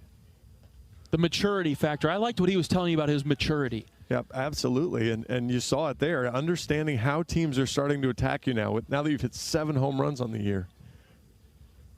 That brings up Reese Moore. Moore takes high. 2 balls, no strikes. That was a huge answer for the Hawks too, because all the momentum was in the Rutgers dugout. If you get out of that with the strand the runner on third.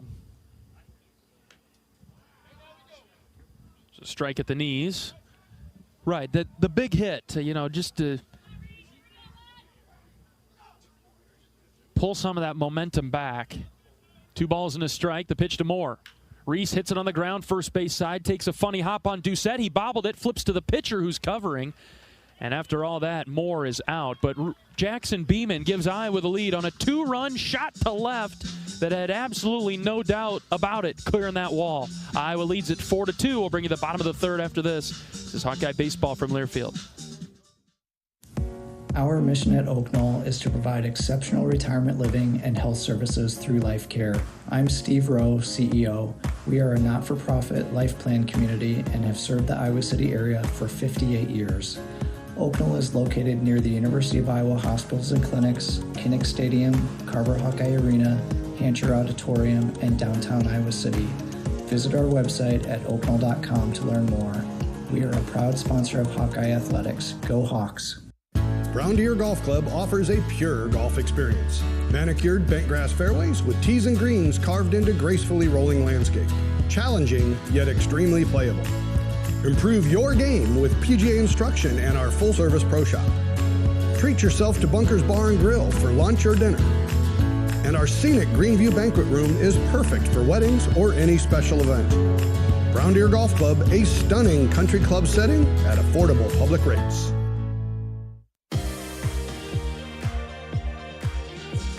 In Iowa, we grow corn, but the truth is corn grows Iowa. That includes the fuel in our vehicles. So when you fill up, pump it up with unleaded 88 and support Iowa's corn farmers. Bottom of the third inning, Iowa 4, Rutgers 2. Time for a shutdown inning.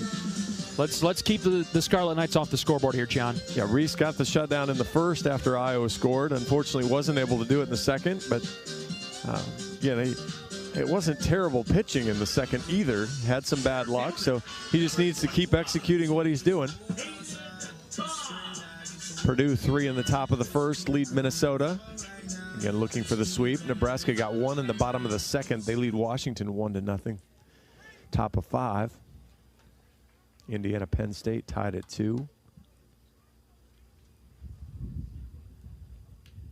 Buter's first pitch to Peyton Bonds is outside.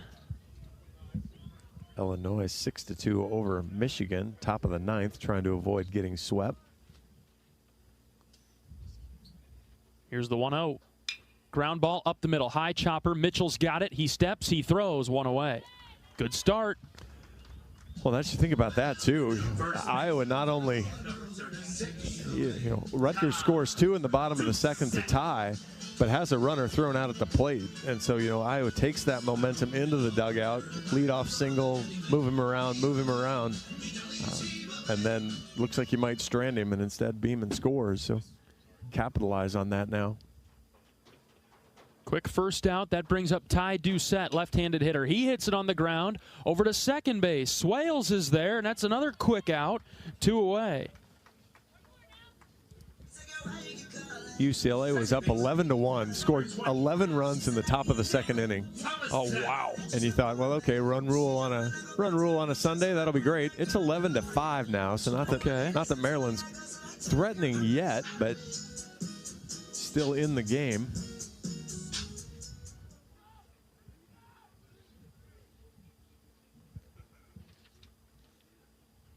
First pitch strike from Buter to Tomasetto. You about had to take that if you're Tomasetto.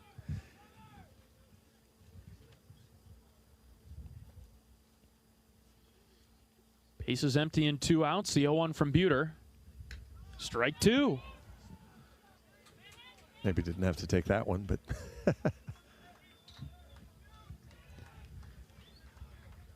Reese been primarily fastball in this at bat. Watch out for that slider. I'd like to see it. Here it comes. 0-2. Swing and a miss. He got him with the slider. You called it, John. Beautiful frisbee there. Dropped it below the zone. Perfectly located. And exactly the inning you needed for Iowa after retaking the lead. 1-2-3. The Scarlet Knights go down in the third. Iowa leads it 4-2. We're back for the fourth after this. This is Hawkeye Baseball from Learfield. Another great harvest thanks to Pioneer brand corn. Just a few questions. Who are you? Kim Kernel, Ag Sports News. I've been chasing your combine for a while. How does it feel getting 10 more bushels per acre over last season? It feels great. Couldn't have done it without Pioneer. It's America's #1 corn brand. And there you have it, folks. Live from the field. Who are you talking to?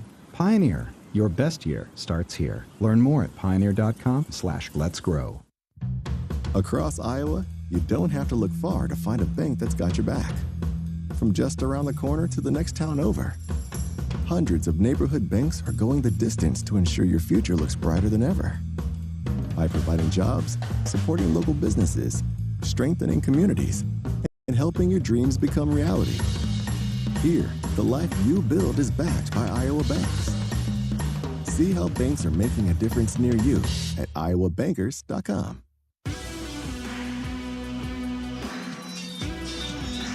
At the game or at home, Wimmer's premium quality hot dogs and sausages will score with family and friends. Pick the highest quality beef and pork and you get the best tasting hot dog. Wimmer's, the official hot dog of the Hawkeyes.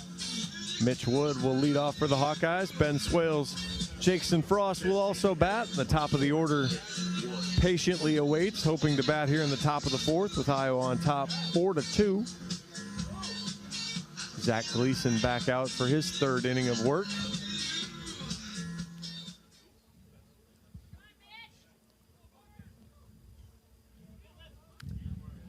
See if the Hawks can add to it now in the fourth, leading 4-2.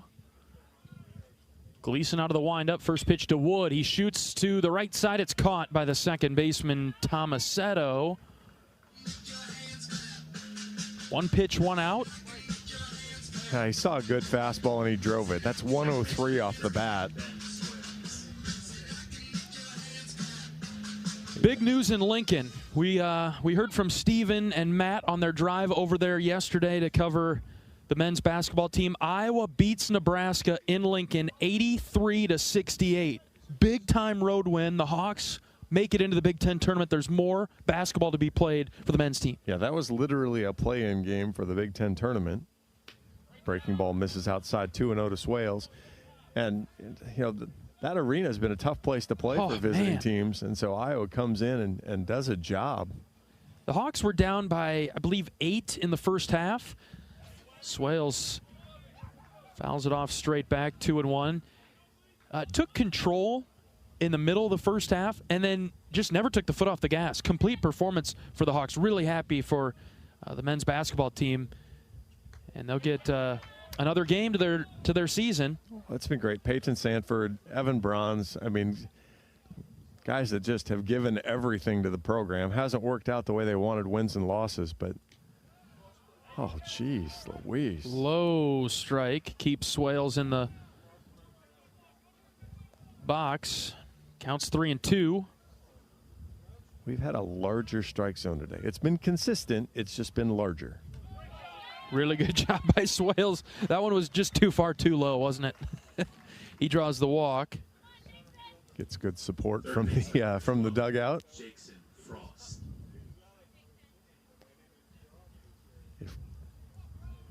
And that brings up Jackson Frost with one out and one on. Wouldn't hate seeing testing Santos here a little bit. Why third not? Base. Yeah, let's do it. First pitch to Frost. That's a cross, strike one. Yeah, that basketball game, the way it was set up, winner is in, loser is out. Iowa finally gets the road win. You know, they won just across the street at Jersey Mike's Arena here at Rutgers not too long ago. Frost hits this foul over to the right. And then pick up another one at Nebraska when you had to have it. Otherwise, you're getting on the bus, you're going home, and that's it. Yeah, boy, I hope a couple games go our way and we'll be okay. This has to happen this way. 0-2 to Frost. High. And that's off the end of the bat, the knob of the bat, and he fouled it off. Yeah, that was strange.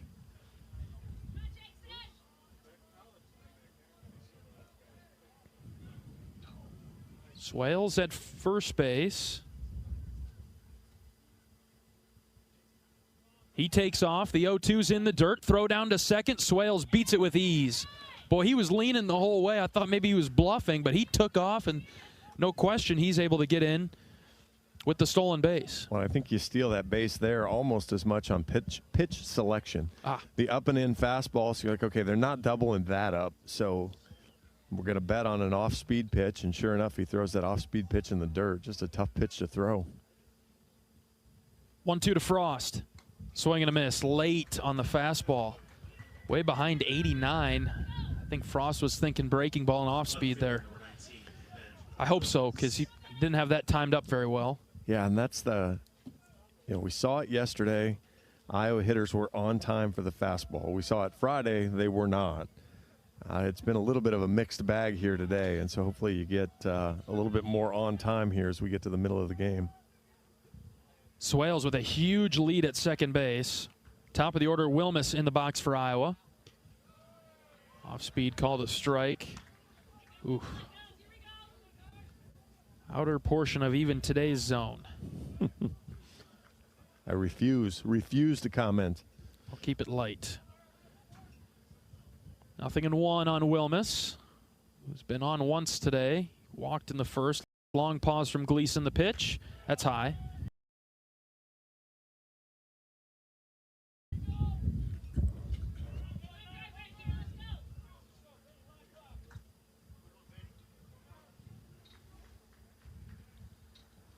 Rutgers defensively playing Ben straight up.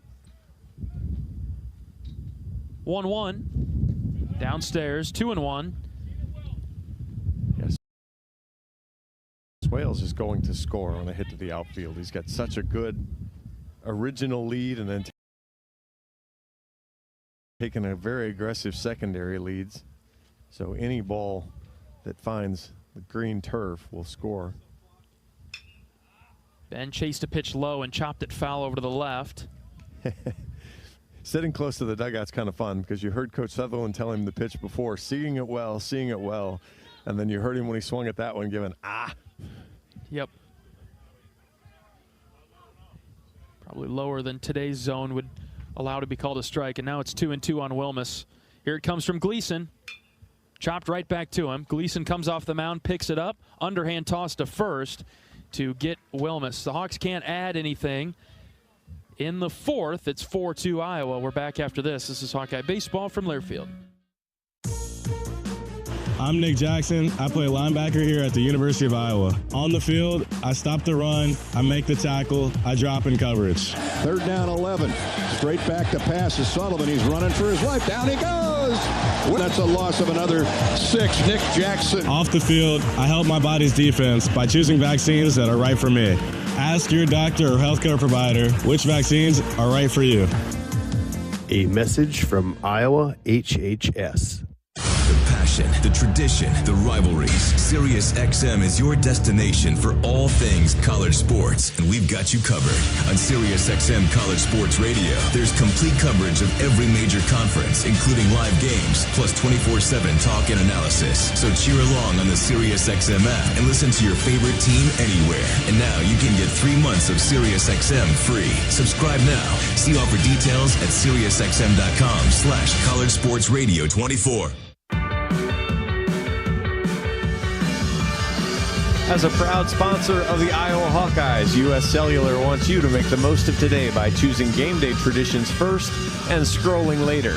U.S. Cellular, built for us. All right, bottom of the fourth. Buter back to the mound for Iowa. It's 4-2, the Hawks with the lead. Looking at the week ahead, Iowa hosts Augustana on Tuesday at Banks, the first of 8 straight games at home for the Hawkeyes. Michigan State comes to town this weekend, Friday through Sunday. Look at the, man, the weather in Iowa City today is great. How about that? It's 57 right now in Iowa City. It's not 57 here, I can tell you that. Tomorrow in Iowa City, 73. The temperatures shifted a little bit, Johnny. Be a little cold on Tuesday, 56. Ooh, probably with a 100-mile-an-hour wind again, too. As long as we keep the door closed. Yeah, I won't complain about Banks ever again. Not once. Strike one to J.T. Thompson to start the bottom of the fourth, 4-2 Iowa. When we have visiting radio and Big Ten Plus kids sitting on our lap, I bet you do. We'll keep that. That'll just be a nonverbal glance that we'll share, John. The weekend ahead, weather-wise, Friday's game against Michigan State is supposed to be 77 in Iowa City. Stormy weather, though. Hopefully those stay away. Here's the 0-2. Line drive right back to Reese. Kicks off his glove. Swales picks it up. Throws to first to get the out. 1 away. Reese is going to take a minute. That came back to him in a hurry and sent him to the turf. Probably surprised him and shocked him more than anything. He looks okay physically, but, whoa, a comebacker like that, look out. Yeah, that was 92 in and 89 out. And really not a bad pitch. Ooh. Weekend not so great. Hopefully that weather clears up in the weekend in Iowa City. How about that? Well, that's why the storm's on Friday. Cold front. First pitch strike. Buter settles back in after taking a minute. Hopefully I can land and be back to you. It's not delayed by anything weird that way. Yes. Buter's 0-1 is fouled off. That catches Moore's bare hand behind the plate. Not a good day to get hit in the bare hand. Not a chance. Ouch. There's never a great day. Today's not a good day at all. Buter in the driver's seat. 0-2 on the Rutgers third baseman. The pitch. Ground ball left side. Jackson has it. He steps. He throws a liner across the diamond. 2 away. Little better job going through that part of the lineup this time for Reese. Oh, he might argue he didn't love the first one. Yeah, that comebacker. I think that's the guy he hit the first time, though, right? So you get a little retaliation from the hitter. Turns into a 1-4-3. Love the cheap assist. 2 away for Hyde. Fastball outside.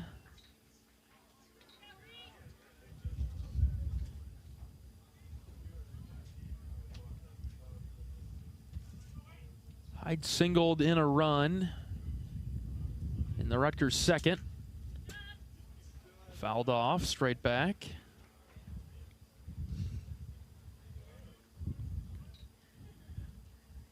Yeah, you'd really love to just attack Hyde here. Leave Jones in the on-deck circle to lead off the next inning. Yeah, it'd be 9-1-2. So let's go get this guy right here, the 1-1.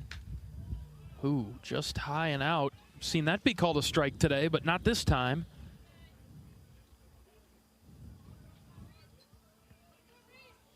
Reese Moore needs to kind of stay in the stance there and just kind of snap it that way. 2-1 from Buter. Line drive over a leaping Gable Mitchell at short. And it's a 2-out single for the Scarlet Knights in their fourth inning. Pretty good pitch. Down in the zone. Maybe more middle of the plate than he wanted, but well located. Just a good piece of hitting there. Went down, drove it in. To actually elevate that was pretty good. And so we will see Jones in this inning. Short lead at first base from Hyde. Buter's pitch is outside. It's pitch number 46 for Buter. So he's just over 10 an inning. Yeah, just over 11, rather. Jones was at Miami of Florida. Decided Rutgers was the place to come.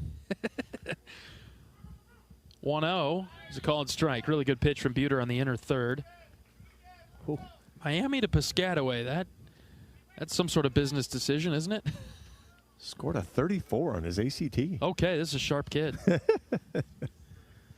Ball and a strike. Buter's ready. From the belt, the right-hander delivers high. It's close.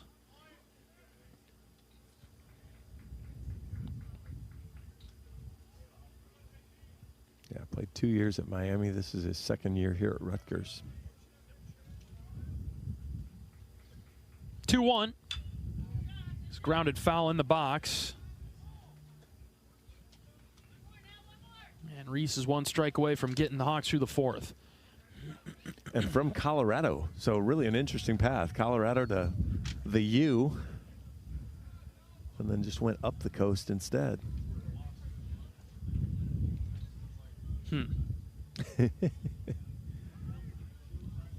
2 balls and 2 strikes with 2 outs. Buter looking for the strikeout. Try pick-off move to first base to keep the runner around. I wouldn't think you'd risk a out at second with Jones at the plate here. You'd go ahead and let him finish his at-bat. Buter's 2-2 is hit foul to third. Good contact there. You think they're timing up Reese a little bit better lately? They're seeming to have him figured out a little bit, or at least they're on their way to it. Well, he's finding the middle of the plate a little bit more. Even though that's low, you kind of want him to get back to the edges and stay out of the middle the best he can. 2 balls and 2 strikes. Long pause from Buter. The pitch popped up right side. Right fielder Beaman coming forward. Swales over there dropped it, and it's foul. Swales was on a full sprint from second. Beaman never got there. Not a play for Wolf. And Swales had a chance, but it's off his glove. Fortunately, foul. Yeah, that was a really long run for Ben, and he's fast, but especially for an infielder, you're not used to running. Your eyes are bouncing around, and it's just hard to lock on in that one when you're at a full sprint that way. Outfielders do it a little bit more often, and they're a little more accustomed to that. Lengthy at bat. Buter versus Jones. Who's going to win it? The pitch from Reese. Ground ball up the middle. Mitchell giving chase. He dives, but it's through into center field. Back-to-back 2-out singles. And now the top of the order comes up. That was a heck of a piece of hitting from a guy hitting .211. Fought off a lot of good pitches, and that's a fastball down and away. And we saw this Friday. A lot of Rutgers ground balls found their way through, and not because Iowa played shoddy defense, just because they found holes. Moore is going to take his time and head out to the mound and go talk with Buter. Little Reese to Reese action. Communicate here. You got to imagine, we can't see it here, but I would guess Iowa has at least a couple bodies in the bullpen. I would guess there's people there. You know, the good news is you're 8 steps away from the bullpen, so it doesn't take you long to get down there. Right. I was talking to some of the relievers, and they were joking about instead of having to sprint out to the right center field wall or whatever and get there between pitches, they can really just pop out of the dugout any time and roll to where they need to get to. Big spot now in the 4th, brewing. 4-2 Iowa, but Rutgers threatening with runners at first and second and 2 outs. This is R.J. Johnson, the top of the order. He's walked and grounded out. He had a great at-bat last time. Fell behind Reese early and then battled all the way back to walk.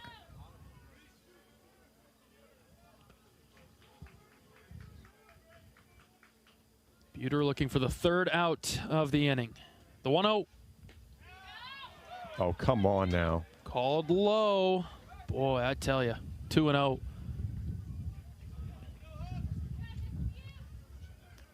Jeff Linder and John Bonenkamp would love the call it both ways yell, but we might be getting there. It's getting close. Here's the 2-0. There's a called strike, 2-1.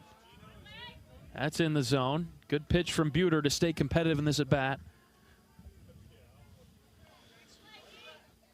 Yeah, because with Cohen on deck, guy Iowa hasn't had a ton of success with this weekend. Yeah, he's 2 for 2 today. Let's get this guy. Inside, just about hit him, 3-1. See, I love how he buckles that knee in, trying to get hit by the pitch, not trying to get out of the way, trying to get hit by the pitch.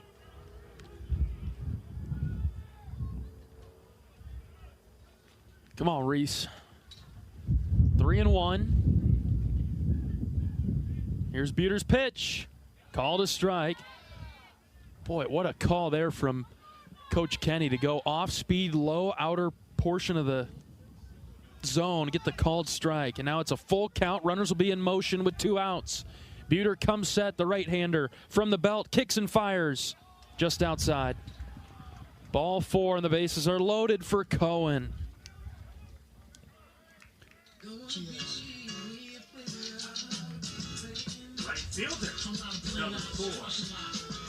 Cohen's 2 for 2 today with a couple of singles.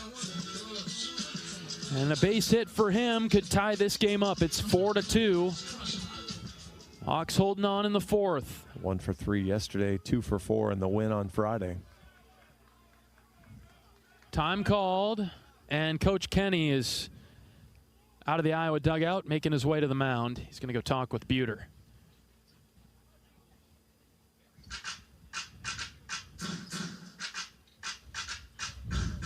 Cohen is batting .400 on the season. He's got 8 doubles, so he can find those gaps, right? And we saw it earlier in the series with the speed. You know, he hit one into a gap that should have, for most people, been a single, but he just kept on trucking for 2. Well, that's the other thing. You know, he was aggressive out of the box, so you know he immediately took off. You know, obviously with base runners in front of him, some of that goes away, but you know, did a really nice job early on, and he's been a tough out. You know, just 4 strikeouts on the year, so you're going to have to feel the ball. You know, 4 strikeouts in 60 at bats.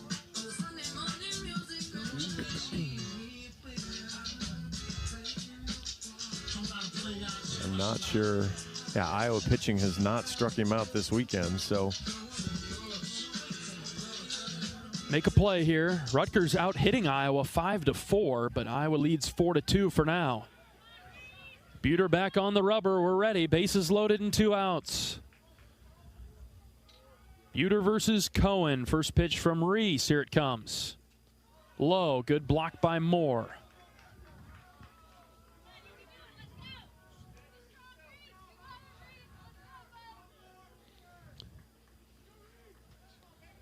Now the first at-bat was a good line single to right. The second one was just a bouncer up the middle, turned into an out at the plate. A ball and no strikes. Buter's pitch is lined into center field. Risley on it, and it bounced in front of him. Risley didn't grab it, and the game is now tied. It's a double for Cohen. Boy, I thought that was hit right to Miles. Lands short in front of him. Let's see the replay, as we're tied now at 4. Runners at second and third, still 2 outs. Huge spot here. Bonds, a lot of power, and that'll actually be it for Reese. Coach Heller out of the dugout. The Hawks got to make a pitching change. Boy, I tell you. Rutgers just hanging around, and Iowa cannot pull away. It's 4-4 in the 4th. Hawks will make a pitching change. We'll take a pitching change break. We're back after this. This is Hawkeye Baseball from Learfield. Quinn Schulte, I play safety here at the University of Iowa. On the field, I stop the run, I make the tackle, and I get interceptions. Rosmer to throw, has time. Yes, it's deflected, intercepted again by Quinn Schulte. He's running the other way at the 40-yard line. Hawks have another turnover. We're going to slam the lid, hopefully down. Here's an interception. That'll do it. And it's Quinn Schulte. And down there, the Hawkeyes will have first and goal. Off the field, I help my body's defense by choosing vaccines that are right for me. Ask your doctor or healthcare provider which vaccines are right for you. A message from Iowa HHS. Not all internet is created equal. It's a lot like choosing a quarterback. Technically, you could sign up any new rookie provider on the block, but the success of every device in your home depends on it. Will they perform in the clutch, or will they buffer under pressure? Extreme provides the speed you need with a 100% gigabit technology network and amplified Wi-Fi. And unlike signing a quarterback, Extreme Internet requires no contracts. There's only one pick to lead your team. It's Extreme, powered by Mediacom. For a taste of unique flavors you'll love, stop by Molly's Cupcakes in downtown Iowa City for homemade cupcakes, cookies, cakes, bars, and coffee drinks. Molly's Cupcakes is a proud supporter of the Iowa Hawkeyes. And Coach Heller turned to Brant Hogue, the fifth-year left-hander, 6'4", 225. This will be his 5th appearance. He's pitched 4 1/3 innings on the season, 0-1, 4.15 ERA, 5 hits, 4 runs. Just 2 of those were earned. Walked 3, struck out 7. And this is kind of the biggest high-leverage spot that he's come into so far this season. He'll face Peyton Bonds, first batter of his appearance. But the Hawks made a couple of mistakes there. I guess I don't know if Risley should have caught that necessarily. It certainly looked like he could have made a play on it, but then he threw it into third, which allowed Cohen to get to second base. Right, you wanted to kind of split the runners there at least. Although it was a close play at third.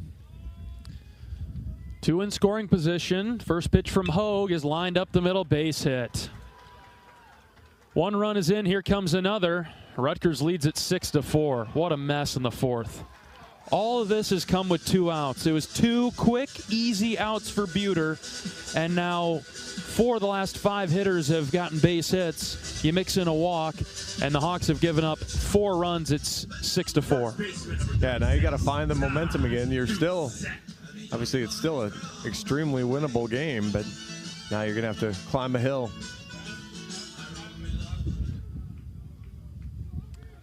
That brings up Doucette, left-handed hitter. First pitch from Hogue is a slider low.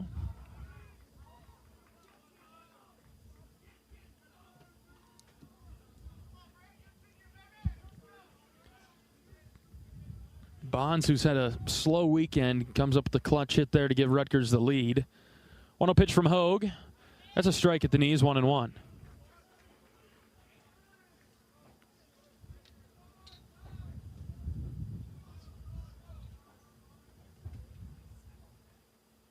Short lead at first base from Bonds. Here comes the 1-1 from Brandt. Well, wait a minute.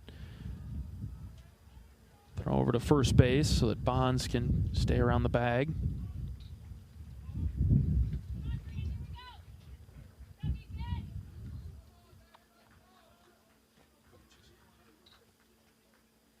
One hit on the ground to first. Wolf comes forward to grab it. He'll take it to the bag unassisted for the 3rd out, but a disastrous inning for Iowa. 4 runs come across for Rutgers. They take the lead 6-4. The Hawks need to respond as we head to the 5th. We're back in a moment. This is Hawkeye Baseball from Learfield. What does it mean to be locally owned and operated? For Cenex, it means everything. It means that we know if you take your coffee to go or if you like to stay a while. It means we've helped Little Leagues get jerseys and local festivals get funding. It means we know what our communities need. So you'll always leave Cenex with a full tank, full of snacks, or full of smiles. Or all of the above. And that means the world to us. Cenex, powered locally. So much to see, so many places to experience, and nobody helps you get there like Travel Leaders Destinations Unlimited. Come to our travel showcase March 13th from 4:30 to 7:30 at the Olympic Theater in Cedar Rapids. Get in on exclusive show deals, meet our travel partners, discover unique travel opportunities, and enjoy complimentary food and drinks. Just visit duagency.com or call 319-393-1359 to register. The world is yours to explore at the DU Travel Showcase on March 13th. Here. All right, Rutgers leads at 6-4. Let's pause 10 seconds for station identification. This is Iowa Hawkeye Baseball.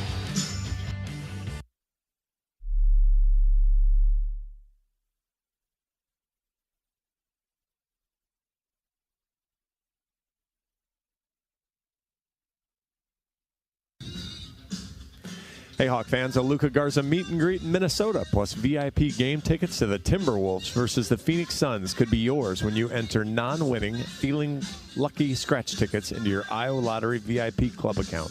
Simply visit ialottery.com/VIP for details and play today. New pitcher into the game for Rutgers in the 5th with Iowa trailing now 6-4. This is Dylan Ryan, a 5th-year right-handed pitcher from Sandwich, Massachusetts. I need Dylan's number real quick, 7. Dylan Ryan, a right-hander, into the game for the Scarlet Knights. So a new look, just as Iowa was maybe starting to see Gleason another time through the order. They switch it up and go with Ryan. Here's Gable Mitchell, takes a strike to start his at-bat. Looked low, it was, but it's called a strike. Yeah, Ryan, 4 1/3 innings, giving up 5 hits, 3 runs, have all been earned, 8 walks. So some control issues there. Outside to Mitchell with the off-speed, 1-1. Iowa will really take that miss or middle approach again that they took on Prince to start the game as they try to come back here now. Rutgers 6-4 in the 5th. Here's the 1-1 to Mitchell. Inside, hit him in the right leg. Ouch.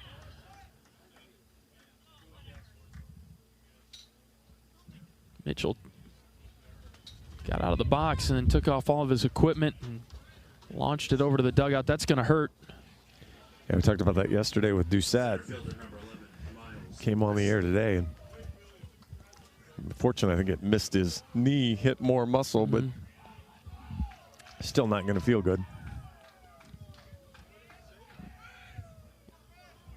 And that brings up Miles Risley.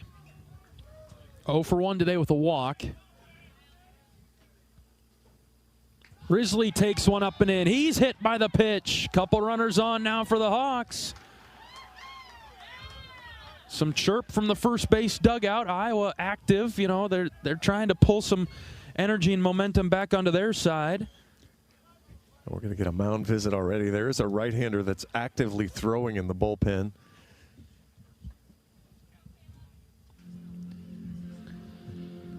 You think this is more of a chat, John? Surely they aren't changing this early, are they? I would assume it's a chat right now of, hey, what the heck are you thinking, man? Calm down. It'll be okay.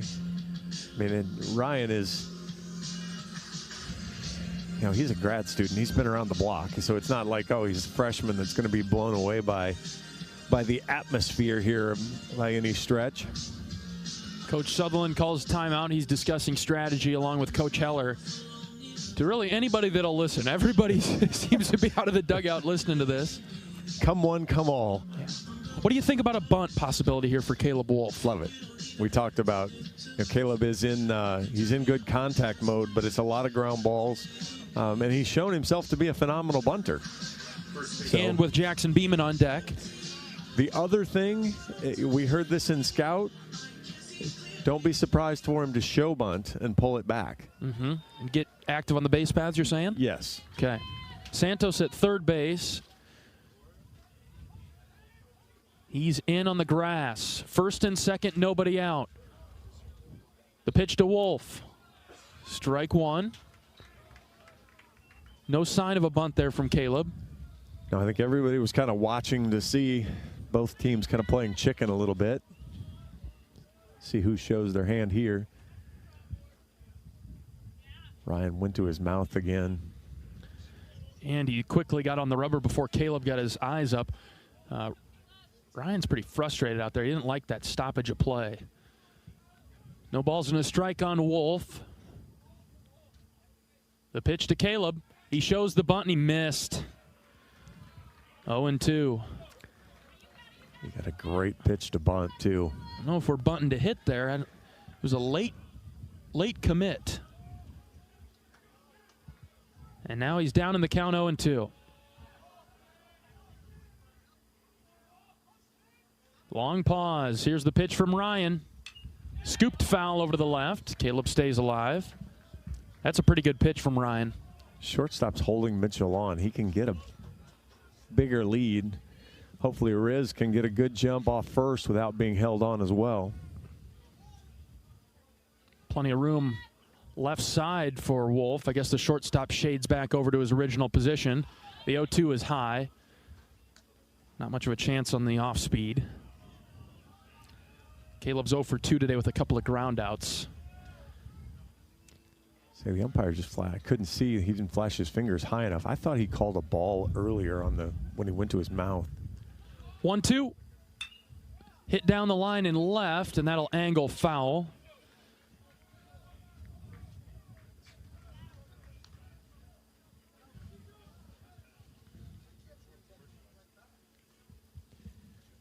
I really need Caleb to take kind of an aggressive rip here. Don't really need the contact ground ball. No, please no. The 1-2. Outside, 2-2. He's been disciplined so far on those pitches that are out of the zone. Really good piece of hitting. Fought off some good ones. 2 balls and 2 strikes with nobody out. First and second. Pitch from Ryan. This is hit into the gap in right center. Center fielder moving over. Bonds makes the catch. Mitchell tagging from second to third. And he'll get there. Runners at the corners for Jackson Beaman, 1 away. All right, you'll take that. Productive out. Gave yourself a good chance to answer here right away. Obviously, Iowa with a good guy strolling to the plate. Beaman with a 2-run homer in the third to give Iowa the 4-2 lead at that moment. Scarlet Knights lead at 6-4. Top of the 5th. First and third and 1 out for Jackson. Right-handed pitcher, right-handed hitter. Ryan deals. Beaman takes an inside strike. Good location there. Had some horizontal movement, too. It looked like a little two-seam tail that kind of followed Beaman in. Yeah, he's got a little arm side run with the way he throws that off kind of a three-quarter slot. 0-1 to Beaman. That's outside.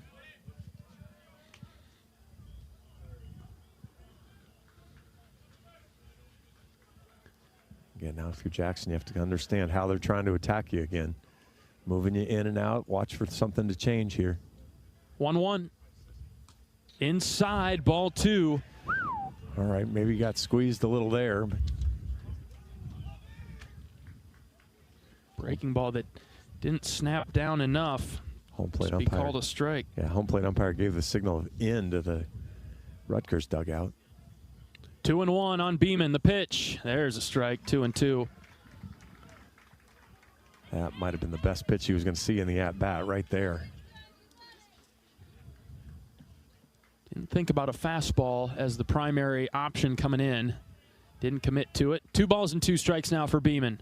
Here's the pitch. Runner takes off for second. He takes called third strike. Throw down to second is late. Mitchell comes down to score from third. And the Hawks narrow the gap at 6-5. Execute the easy double steal there as second baseman didn't come forward. Tomasetto didn't come. They called him out. No. Oh, the strikeout. Oh, yeah, it was a strikeout. Yeah, Beaman took it for strike 3. I just didn't see him make any hand motion at first. So, I mean, at that point, I understand why Rutgers would have gone ahead and tried to make the tag and get the strikeout, throw him out. Makes a little more sense that way. 2 outs for Moore with a runner at second base. First pitch to Reese is well outside, away from the left-handed hitting Moore. Reese has pulled the ball to the right side today. A line out to first and a ground out to first. Find some of that outfield grass here, Reese. Could tie the game back up with a base hit. Risley out there at second base. Here's the 1-0. Outside again, ball 2. We saw Rutgers 2-out hitting come through in the bottom of the fourth inning. Chance for Iowa to answer back and tie the game with a 2-out hit. 2 balls, no strikes. Ryan set. The pitch to Reese. Hit high to center field. Bonds going back. The ball's carrying well. Bonds in front of the wall, though, is able to make the catch for the third out. Iowa gets 1 back. Rutgers leads it 6-5. We're back for the bottom of the 5th after this. This is Hawkeye Baseball from Learfield. At U.S. Cellular, we believe in having healthy relationships with our phones so we can have better relationships with each other. Introducing US Mode, a way to set your phone for less distraction and deeper connection. So dinner can sound less like this and more like this. What'd you learn today? The sauropod was the tallest dinosaur ever. Oh my goodness. Visit U.S. Cellular in-store or online and we'll help set your phone to US Mode, even if you're not a customer. U.S. Cellular, the 5G network built for us. See uscellular.com for details.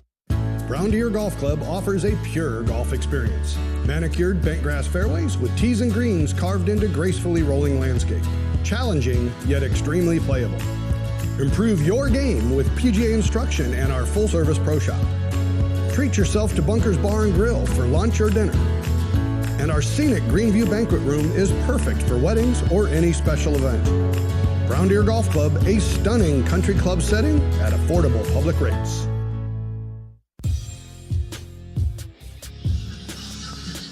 Oak Knoll's mission is to provide exceptional retirement living and health services through Life Care, a not-for-profit life plan community serving the Iowa City area for 58 years. Oak Knoll is conveniently located near the University of Iowa Healthcare Campus, Kinnick Stadium, Carver Hawkeye Arena, and downtown Iowa City. A proud sponsor of Hawkeye Athletics. Visit oakknoll.com to learn more. Bottom of the 5th in Piscataway, 6-5. Rutgers with the lead this Sunday afternoon. Brant Hogue out to pitch for Iowa. He faces the middle of the Rutgers order, Tomasetto, Thompson, and Santos. So right, left, right for the Scarlet Knights coming to the plate. Tomasetto 0 for 2 today with a couple of strikeouts. Not sure where to put my empty water bottle because it's going to blow away. There's just no ifs, ands, or wheres about that. That's right. Hogue, left-handed reliever for Iowa. First pitch to him is a breaking ball outside. Iowa with 1 run in the first, 1 in the second, 2 in the third, and 1 in the fifth. Rutgers 2 in the second, 4 in the fourth. Outside from Hogue once again, 2-0.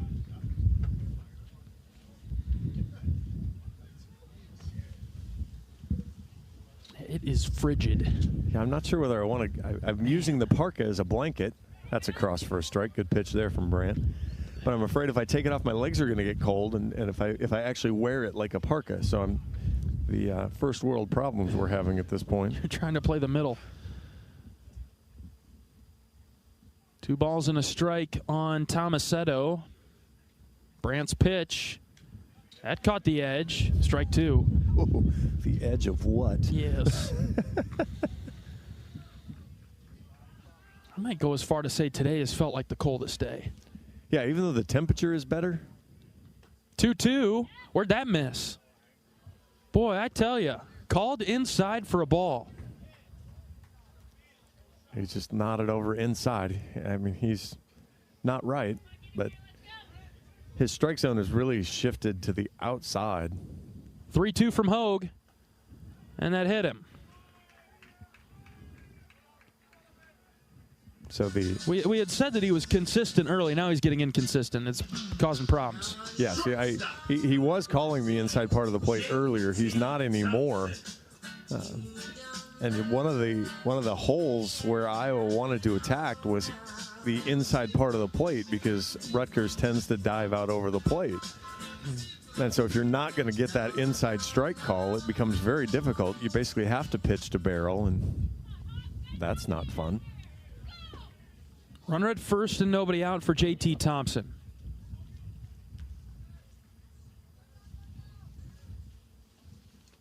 Hogue's first pitch is low. Thompson looking to bunt, and so that draws Frost in at third. 6-5 Rutgers, bottom of the fifth.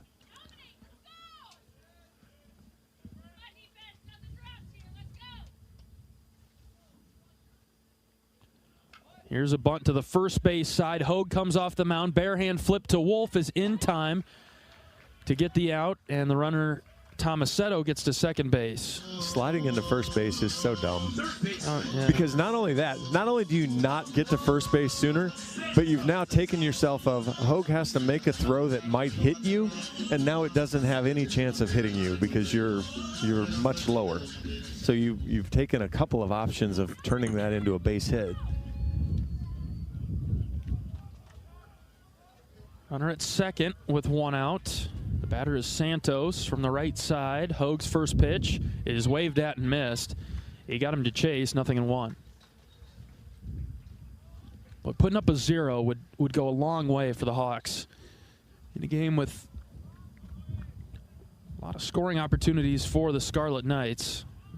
They've done very well with runners on and runners in scoring position. They're 5 of 9 with runners on base. Perfect 4 for 4 with runners in scoring position.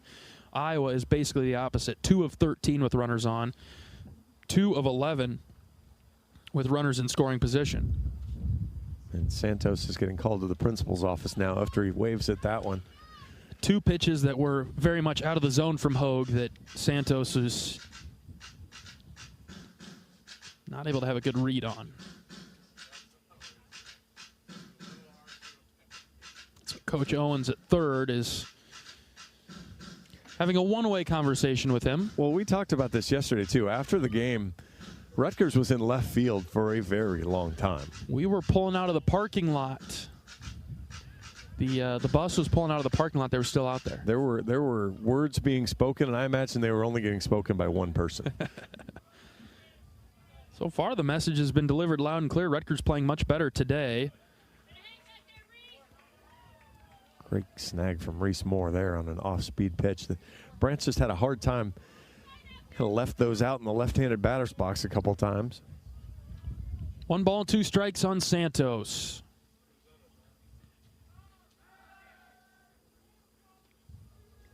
Slow move to second base. Resets the clock for Hogue.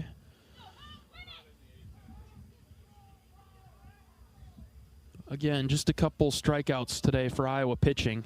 Rutgers really hard to get out. Time is called. Here comes Coach Heller out of the dugout now. in a 1-2 count. Typically, when Coach Heller comes out, he's making a pitching change. He hasn't turned anywhere yet. This would be a new time for Coach to...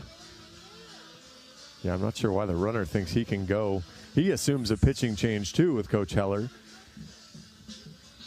Just letting somebody get loose. Looks like Tony Watts warming up for Iowa. I can't imagine that a change is coming yet. Yeah, I still feel like we're going to finish this hitter. And this is more strategic, but it is not. He's going to make the change with a 1-2 count. All right. We'll take a pitching change break. We'll be back after this. It's 6-5 Rutgers in the bottom of the 5th. Back in a minute. This is Hawkeye Baseball from Learfield. Something big is happening at Hy-Vee. We've just lowered thousands and thousands of prices on thousands and thousands of items in every aisle and in every department. Online, too. And on many of your favorite products. We've even matched prices with some of the biggest discount stores in the country. Because we get it, times are still tough. So we'll continue to work hard to bring you new lower prices on thousands of items. Things are looking different at Hy-Vee. Come see for yourself. You might think Iowa grows corn, but the truth is, corn grows Iowa. Corn can even fuel your drive to watch the Hawkeyes play when you choose Unleaded 88. It's a fuel that's cheaper, cleaner, and greener. Plus, it's homegrown, making Unleaded 88 the clear choice at the pump and totally worth the hype.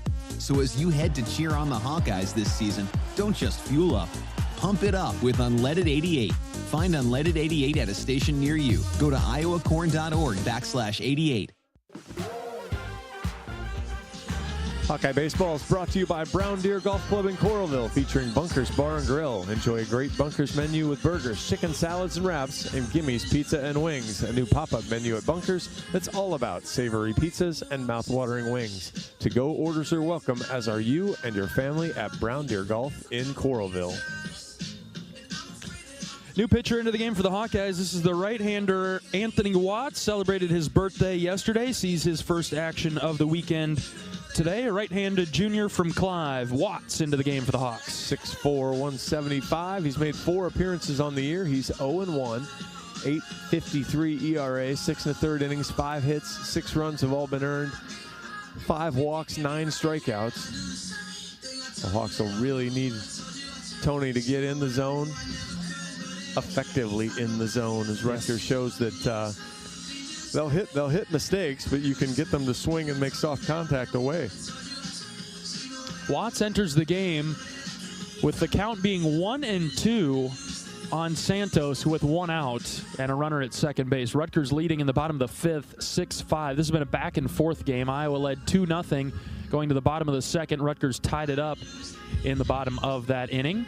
Iowa regained the lead immediately in the 3rd, up 4-2, and then gave up 4 runs in the bottom of the 4th.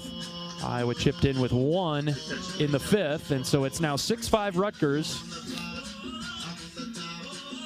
Yeah, we saw Berglund come in on Friday, get the cheapest save of his career with I think it was a 1-2 or 0-2 count to Wolf. 1 ball and 2 strikes. Watts' first pitch of his outing to Santos. Here it comes. Low and out. Really good stop by Reese Moore behind the plate. Outstanding grab there from Reese.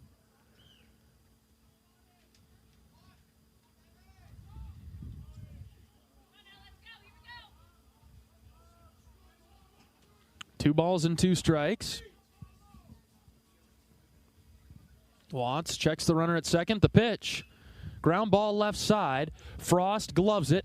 Throws it across the diamond for the second out. Good play. And he looked back that runner at second base so that he had to stay there. Yeah, good base running there at second. As the ball's right in front of him, really no place for him to go other than run into an out.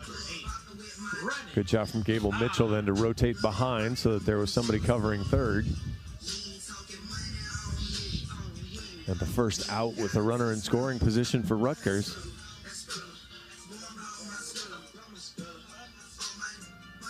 Two outs for Brendan Hyde, the DH.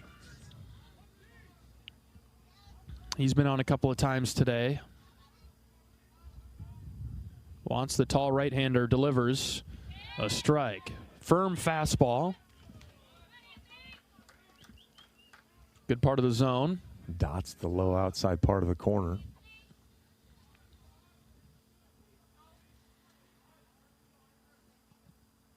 Count is 0-1 on Hyde. The pitch from Watts. Low, smothered by Reese.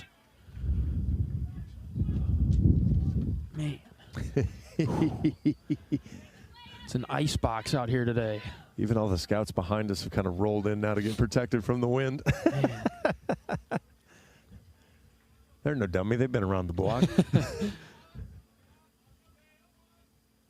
Anthony's 1-1. Popped foul over the Iowa dugout. It's not like this is the first baseball game they've shown up at. Right. I'm sure they've been to a few.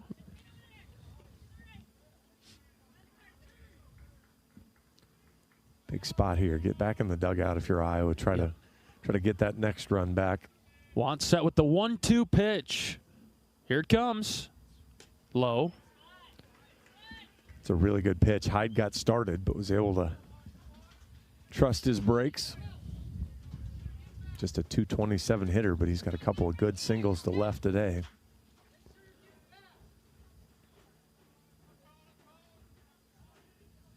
Two to Watts. From Watts. Hit in the air to left. Wilmus going back. It's a high fly ball. He's got plenty of room, and Ben makes the catch for the third out. That felt like a big inning for Iowa. Rutgers got a base runner, but held off the scoreboard at 6-5. Yeah, with the leadoff hit by pitch, you're kind of thinking, oh, look out, don't give the run back. But Iowa bullpen overall does a good job shutting it down. Hawks trail by 1. We'll be back for the 6th inning after this. This is Hawkeye Baseball from Learfield. Express Midwest is Iowa's locally owned and operated ground transportation specialists who have served Iowa City for more than 37 years. With a selection of chauffeured black cars, limos, sprinters, and buses, they have solutions for all your transport needs. Check out their website to find a full list of services, rates, and more at expressmidwest.com. That's expressmidwest.com. Play ball! It's college baseball season, and we're here to talk about it. Every week, join Kyle Schassberger and me, David Kahn, as we deliver the best of college baseball. We've got all the diamond talk you can imagine, with interviews from coaches, players, broadcasters, and more. Plus, we'll give you our weekly rankings, hot takes, and a whole lot of fun. Step into the batter's box and let us deliver our best fastball. Wherever you podcast by searching College Sports Now.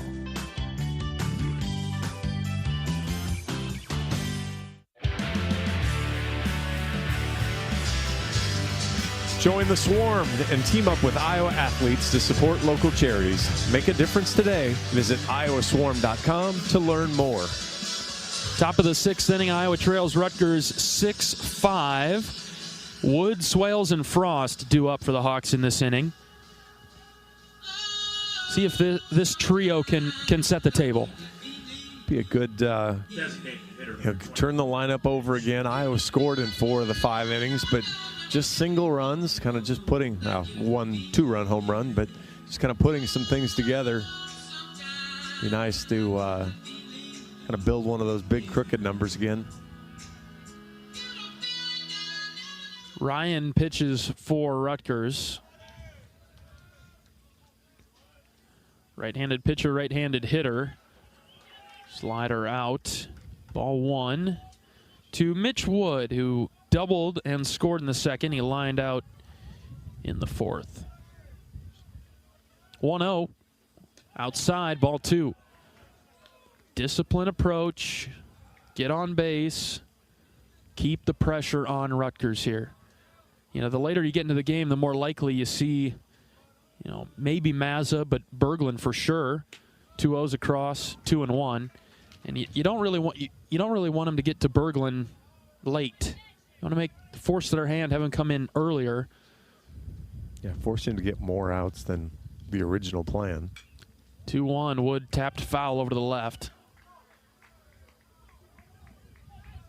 When you look around, I'm just looking at the scouting report. I mean, there's a lot of untested guys then on the scouting report. So the more outs you can make different guys get. 2-2, hit him. Caught Wood in the hand. And that's the 3rd batter that Ryan has hit. settled in after hitting the first two, though. Sure did. Second baseman number 13, Ben Swales. We'll get Andy Nelson to run for Mitch Wood. Okay. Andy into the game. He's taking basically a game and a half off. He's been out of the lineup. Attention, please. Pitch running for He got in late. I think he played center field late yesterday. You're right. You're right. Got a couple good jogs in. No major action, yeah. That game was kind of a blur towards the end. All right, here's Ben Swales. Strikeout and a walk for Ben today. First pitch, Swales takes a strike. Not sure what he saw there. He showed the bunt and pulled it back. He took a right down the middle. Took a fastball right in the middle of the plate. I think you keep that on, don't you? Let's get that runner to second. Maybe Swales could beat it out. Maybe Rutgers makes a mistake. Swales pulls the bunt back, wisely so that time. 1-1. Pitch drifted out.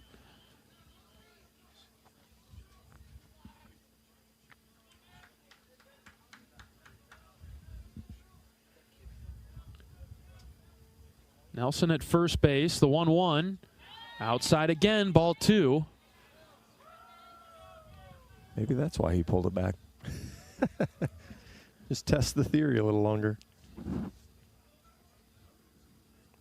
Make him throw you a strike and then get that bunt down. Ben shows it early, draws the third baseman in. The 2-1 is low and out again, ball 3. Would be fine with a walk here, man.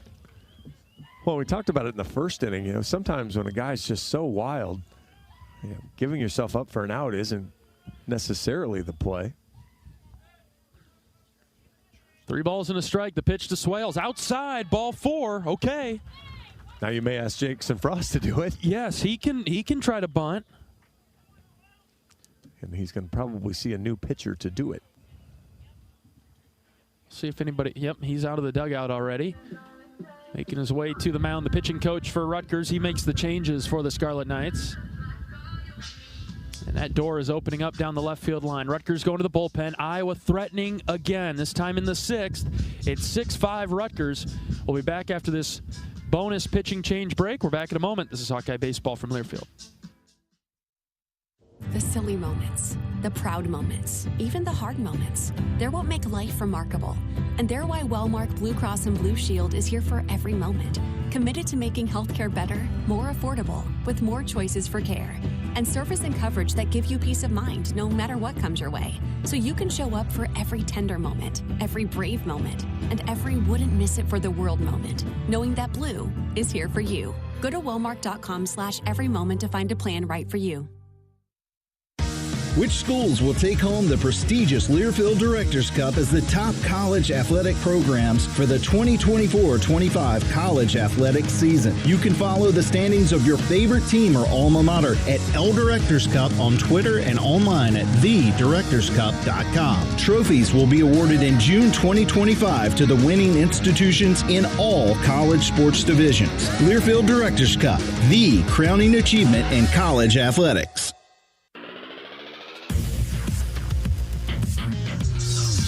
All right, new pitcher into the game for Rutgers in the 6th with Iowa down 6-5, but runners at first and second, and Jackson Frost coming to the plate.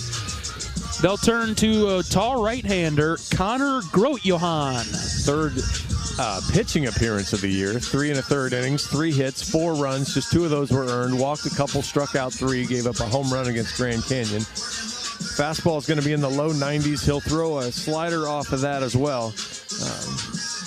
You know, you heard this already. Mr. Middle type of guy here, so you're going to make him get in the zone. You know, also has 1 at-bat on the year. Struck out yesterday in the game, so we don't really care about that part of it. He's a pitcher of any type. Okay, Jackson Frost will be the batter after Mitch Wood was hit by the pitch. Swales was walked. What do you think? Frost, bunt? I think you bunt. I think you show bunt at least, and you know, put runners in scoring position on for the 2 runners in scoring position for the top of your order, and see if somebody can come up with the big hit there for you. All right, Frost making his way to the batter's box, stands in from the right side. This is a righty versus righty matchup. Grote-Johann is ready. Frost chose the bunt early. They try an inside move to second base, and the Hawks are ready for it. Nelson gets back without a dive. Well, they really didn't. They tried to pull a trick, but Santos was like 8 feet behind the bag at third, and so it's like, okay, you're not really going to play this way. Now he comes in. Frost with the bunt. Try another move to second. They showed the full wheel that time. They went the opposite way. I would alert Andy Nelson on his toes. Yep, third baseman charged. Shortstop covered third. Second baseman snuck behind Andy at second base. So everybody's on high alert, both sides. Finally, the first pitch to Frost. Jackson bunts it down the third base line. Santos picks it up with the glove, throws to first to get Frost, but the Hawks do a job. Well done by Jackson to put both of the runners now in scoring position at second and third, one out for Ben Wilmus. Fantastic bunt there on a tough pitch to bunt. 90-mile-an-hour fastball inside. Went and got it. Decent play from Santos. All right, Ben, let's go. Here we go, Ben. Wilmus is up with 2 in scoring position. Iowa down by 1 in the 6th. Just 1 out. Corners come in for the Scarlet Knights. First pitch to Wilmus. Breaking ball stayed up. Yeah, I'm not sure why you pull the corners in and not the middle. You're not going to get a double play ball. There's no ground ball up the middle is going to score the tying run anyway. I suppose you're trying to prevent the lead run from coming across by doing that. 1-0. Wilmus swings and misses over the top. You just heard Coach Sutherland yell right center, right center. He really lifted off that one like he's trying to hit a 3-run home run. Just need him to drive it right back up the box. A ball on the strike, the pitch to Wilmus. He shows the bunt, pushes it down the first base side. First baseman waits for it, it stays fair! And the Hawks have tied the game! It never went foul! Nelson touches home, we're tied at 6! Benny Wilmus. I thought Caleb Wolf's bunt yesterday that died on the third base line was good. Ben Wilmus lays down a beauty. And the Hawks still in business here now. I didn't see that coming. I did not either. After the home run swing. Yes. And that brings up Gable Mitchell with runners at the corners. First pitch to Gable is inside, almost clipped him on the shirt sleeve.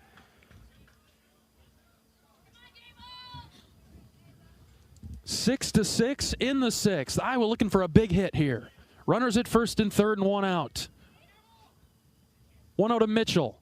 Gable hits it foul down the line at past first. Tyler Cropley frozen in place.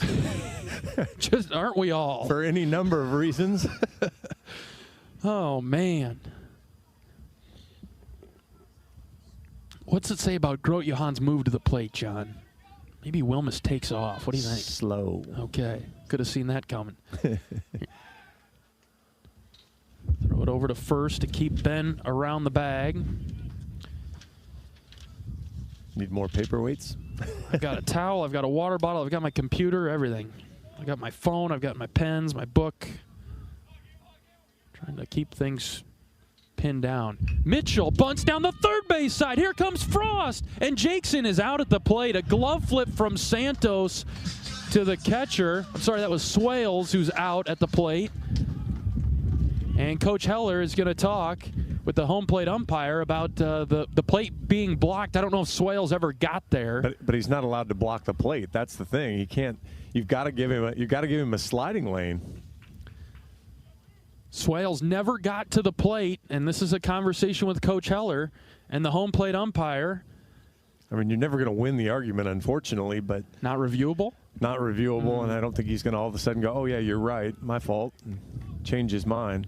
Great bunt, but outstanding play from Santos. He glove flipped it right where it needed to be. Kept it low. The catcher grabbed it and put it down on the plate. All right, that brings up Risley. Still runners at the corners now with 2 outs. First pitch to Miles. High.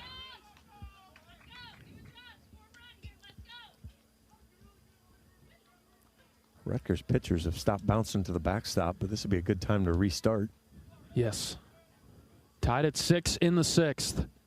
Risley hits this high and deep. Left field. Get going, baby. It is gone. Miles Miles Risley with a deep shot to left, and the Hawks have the lead. Yes! Only 95 coming off the bat. It goes 368. Boy, it needed all of it to get over, and that's right at the flag. And what a big 3-run home run for Riz. He needed that, didn't he? He did. He got one yesterday. You thought maybe that'd start to help him find his way. Boy, this team can hit. This team can hit. They need to come up with the clutch ones. That's been the thing that's lacked in the first 10 or 12 games of the season. Last 2 days, they found some clutch hits. Boy, what a response. Put 4 on the board here in the top of the 6th inning. 9-6 Hawks. Here's Caleb Wolf. He lines this into left field, and it is caught on the run by Johnson. But Iowa takes the lead with a big inning of their own. 4 runs come across, and the Hawks lead it 9-6. We'll be back to the bottom of the 6th after this. This is Hawkeye Baseball from Learfield. Not all internet is created equal. It's a lot like choosing a quarterback. Technically, you could sign up any new rookie provider on the block, but the success of every device in your home depends on it. Will they perform in the clutch, or will they buffer under pressure? Extreme provides the speed you need with a 100% gigabit technology network and amplified Wi-Fi. And unlike signing a quarterback, Extreme Internet requires no contracts. There's only one pick to lead your team. It's Extreme, powered by Mediacom. Express Midwest is Iowa's locally owned and operated ground transportation specialists who have served Iowa City for more than 37 years. With a selection of chauffeured black cars, limos, sprinters, and buses, they have solutions for all your transport needs. Check out their website to find a full list of services, rates, and more at expressmidwest.com. That's expressmidwest.com.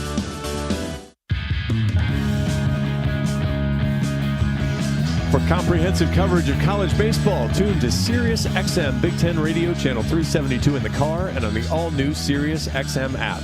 Sirius XM is the home of your favorite team and conference, including live games plus interviews and analysis. So cheer along with the Sirius XM app and listen to your favorite team anywhere. Get a free trial at SiriusXM.com/Big Ten Radio 2025.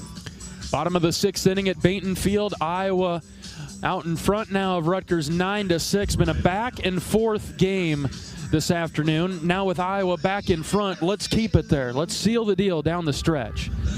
Substitution in for Iowa's Blake Guerin enters at first base. Holy wind blowing. Man. It's hitting that sweet spot that, we're not protected from the bleachers today. Yeah, it's more straight west. Again, foul pole to foul pole. Yeah. Watts pitching for Iowa. J.D. Jones is the first batter. He swings at the first pitch. A nubber right back to Anthony. He bobbled it. He will have no play.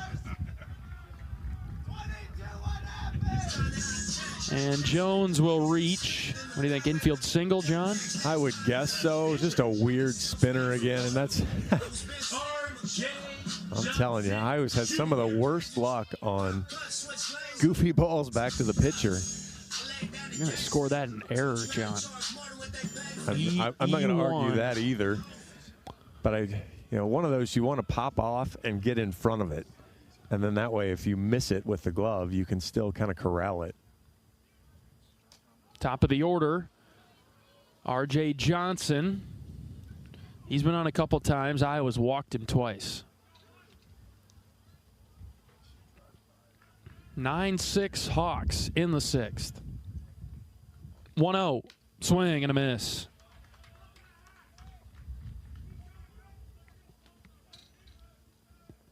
Yeah, I want to see Anthony just get in the strike zone here.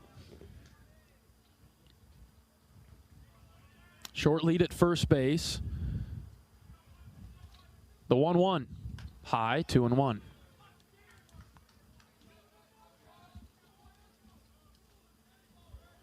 Iowa still has a couple of arms still out there in the bullpen. Ben DeTay would be out there. You think Dan Wright would be good to go? I don't know. He pitched quite a bit on Friday. I think you'll see DeTay first, and maybe if you needed good swing and a miss there. If you needed an out from Dan after you went to DeTay, maybe. Okay. Certainly nothing long-term from Dan. Wouldn't expect anything more than, a couple of batters, a couple outs. 2 balls and 2 strikes on Johnson. Watts is set. The pitch in the dirt, and Moore, as he's done all weekend, does a nice job behind the plate to knock it down. You could see a Chaz Wheatley, I suppose. Couple of options, but we'd just as well rather have Watts take care of business for a little while longer here. Quite a while longer, actually. Full count. This is a big pitch with Cohen on deck. Watts' pitch. Swing and a miss. He got him to chase it right on his shoelaces. 1 away. Boy, Johnson has shown such plate discipline today, and then just absolutely abandonment right there to the Hawks. To the Hawks' great joy as he swings over the top of an off-speed pitch. 1 away here for a guy that the Hawks haven't got out today and haven't got out a ton this weekend. That's Cohen. 3 singles today. 9-6 Iowa in the bottom of the 6th. Runner at first for the Scarlet Knights. Watts delivers. Strike 1 right down the pipe. A lot of solid singles, too. Nothing cheap about what he's done today. Really nothing cheap about what he's done all weekend. He's hit the ball hard. Really impressed with Cohen. 0-1 outside from Tony.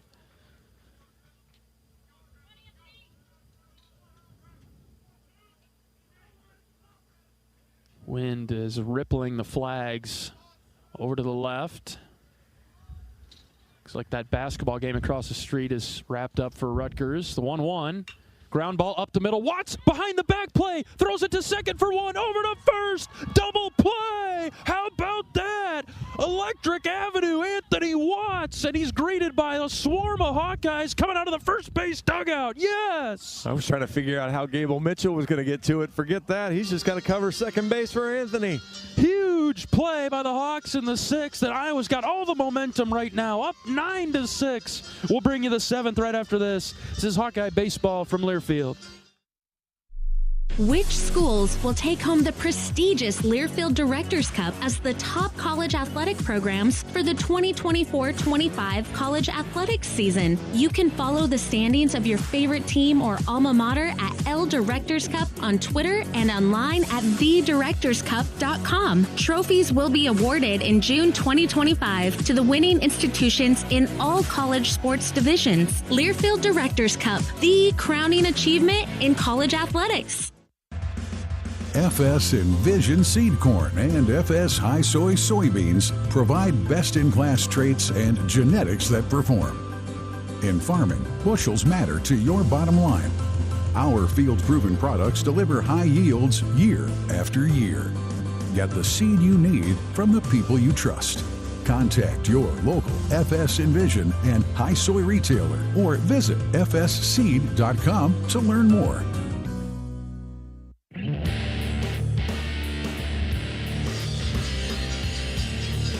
John Evans and John Leo in the broadcast tent at Rutgers at Baton Field. Iowa leads 9-6. We've entered the late innings. We're in the 7th, and Jackson Beaman will lead things off in this inning against Groot-Johan for Rutgers. We'd love to hear where you're listening from today. You can find us on Twitter. We'd love to hear where Hawkeye Nation's tuned in. Stephen and Matt are on their way back home from Lincoln with a big-time victory. Happy for you guys. Hey, you guys got the job done over there in Lincoln. Heck of a win for the men's basketball team. Stephen and Matt, part of our outstanding creative team in the athletic department. Photo and video, well done. Can't wait to see what you guys come up with for a recap of that game. Good win. Stephen and Matt and the Iowa men's basketball team. Safe trip home, boys. We'll try to help your drive. That portion from Lincoln to Des Moines can be kind of rough, right? So we'll try to bring you a Hawkeye winner on your way home. Mark is listening in Protivin. Mark, thanks for tuning in. First game of the year for Mark. Let's get Mark a winner. Jackson Beaman in the box. Takes a high strike, 0-2.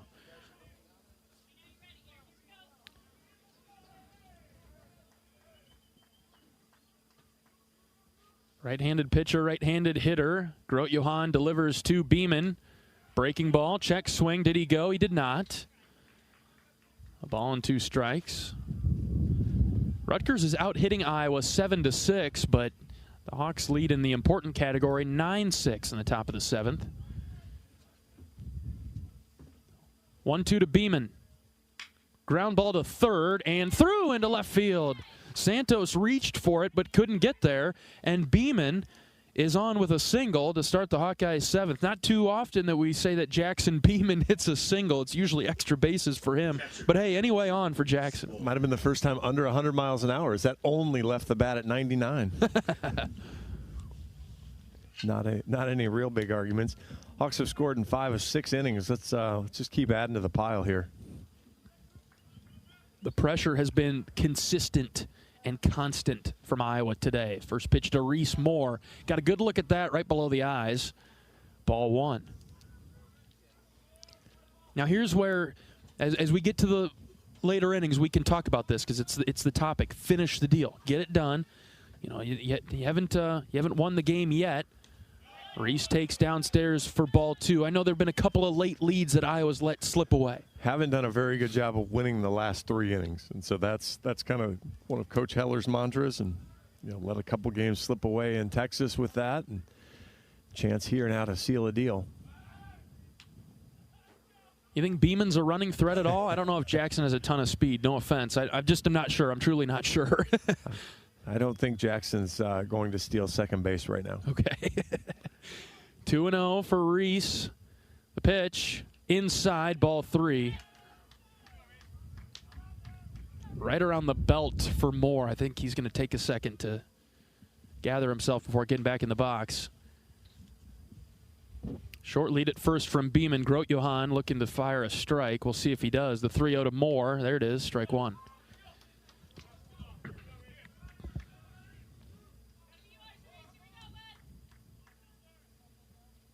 Iowa just 1 for 5 today with runners on third and less than 2 outs.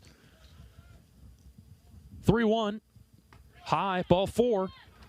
Couple runners on for Iowa in the 7th. Go ahead, John. I'm sorry. I know that doesn't apply to right now. I was just kind of scanning through the stats real quick, and that was the one that just jumped out at me and punched me in the nose with it's 9-6, Iowa's ahead. And you mentioned it earlier. Feels like a funny game. Iowa's been – you feel like Iowa's in charge, in command of this game, and yet – down until the last inning. And so big spot here.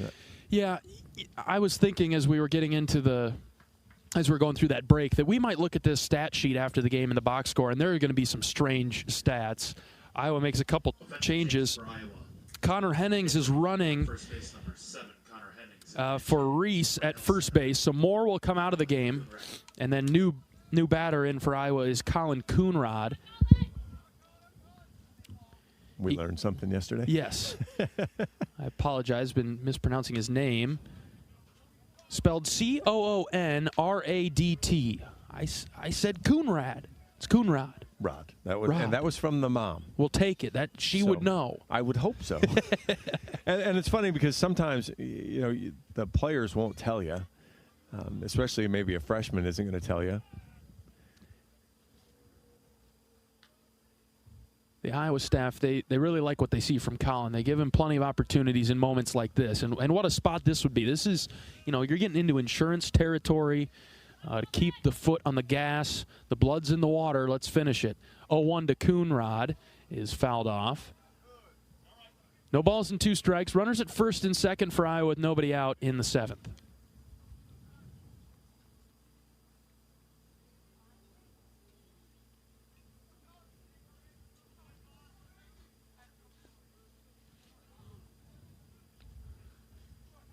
Colin, the left-handed hitter. The 0-2 on its way home. Fouled off. Good job there going up and getting it. Just looking at scores real quick. Illinois avoids the sweep, beats Michigan 6-2. They had Michigan on the ropes last night and gave up a late lead. So got the win. Michigan State falls to UAB 12-7. I think Michigan State lost that series. 0-2 in the dirt. Kicked away from the catcher briefly, but Jones is able to recover and keep the runners where they're at. I think they played a couple of different teams down there, didn't they? That's right. Yeah, so that was the only they'd won the first 3 games there, dropped that one. UCLA takes the series from Maryland, so they won their first Big Ten series. 1-2, dropped low. Counts even now. Outstanding take there, because that's in that sketchy zone that's been called a time or two. And Northwestern on top in the top of the ninth inning, 10-7 over the Citadel. 2-2 to Collin. Ooh, he pulled this one foul. Way out in front. I just wanted to see the exit velo pop up on that one, but didn't get it. It went at an angle that it wasn't meant to measure. Right. Penn State 7-3 over Indiana. That'd be big. Bottom of the eighth inning there. Hawks play Indiana later. Do not play Penn State this season. Coonrod hanging tough. Fouls off another pitch. Ohio State trying to win the series against Valpo, up 8-1. Bottom of the eighth inning. Nebraska looks like they'll avoid the sweep. 6-1. Bottom of the eighth inning over Washington. Purdue and Minnesota 7-6, top of the fifth, and Oregon out on USC early 2-0, top of the third. 2-2 to Coonrod. Swing and a miss. Good breaking ball. Collin just missed it.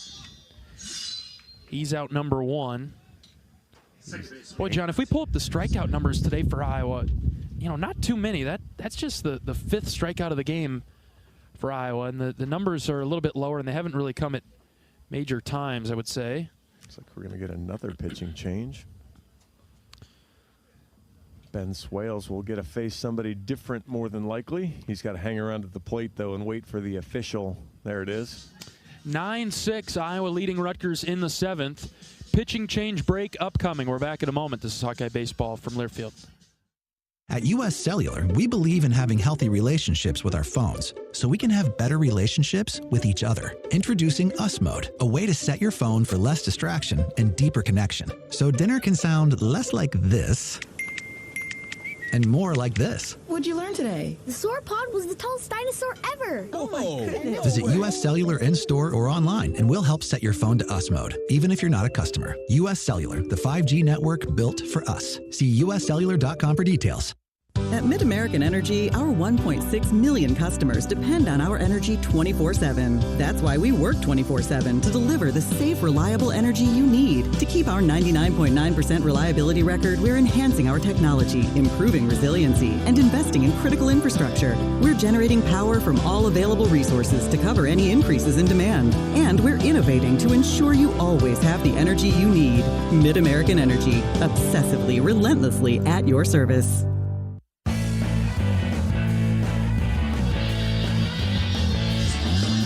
New pitcher into the game for Rutgers. This is the right-handed submarine sidearm senior Quinn Berglund.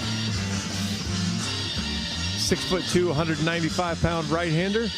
Actually saw him on Friday inadvertently as he came in for a fifth-inning after the arm injury, closed it out, got the save in a third of an inning. That was his fifth appearance of the season, 7 2/3 innings, 7 hits, just 1 run. It was not earned, 2 walks, 6 strikeouts. Has hit 2 batters. So he's got a win, a loss, and a save so far in the season. Not going to overpower you with stuff. The fastball is going to come up there in the low 80s. He'll throw a curveball and a slider off that. Just watching him here in warm-ups, they're little floaters, but they're coming from a weird angle. So something you don't see very often as a hitter. So it'd be on Swales to be on time here. First and second with 1 out. Ben swings at the first pitch and fouls it off. Over to the right. Way ahead of the 71 mile an hour. That was probably the curveball. So hard to tell. Everything has sweep from that angle.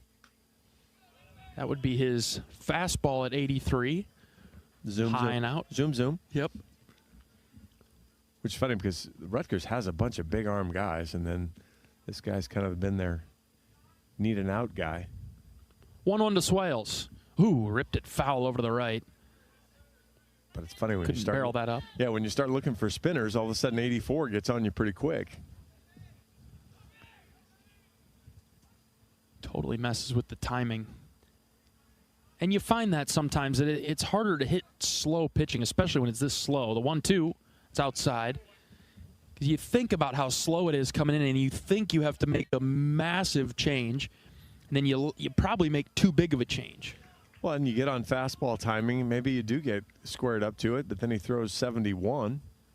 2-2 is hit in the air to left. Oh, boy, is this carrying? Get going, baby. It is gone. Watch out for that row of trucks out there. Swales, 3-run bomb to left. Oh! Comes in at 72, but the floating breaking ball stayed out over the middle of the plate. Powerful Ben Swales sends it out at 98. It goes 386 over the left field wall. Catches a couple of the guys coming over from Jersey Mike's Arena to watch the game. 12-6 Hawks. That was a high fly ball that got into that wind just a touch.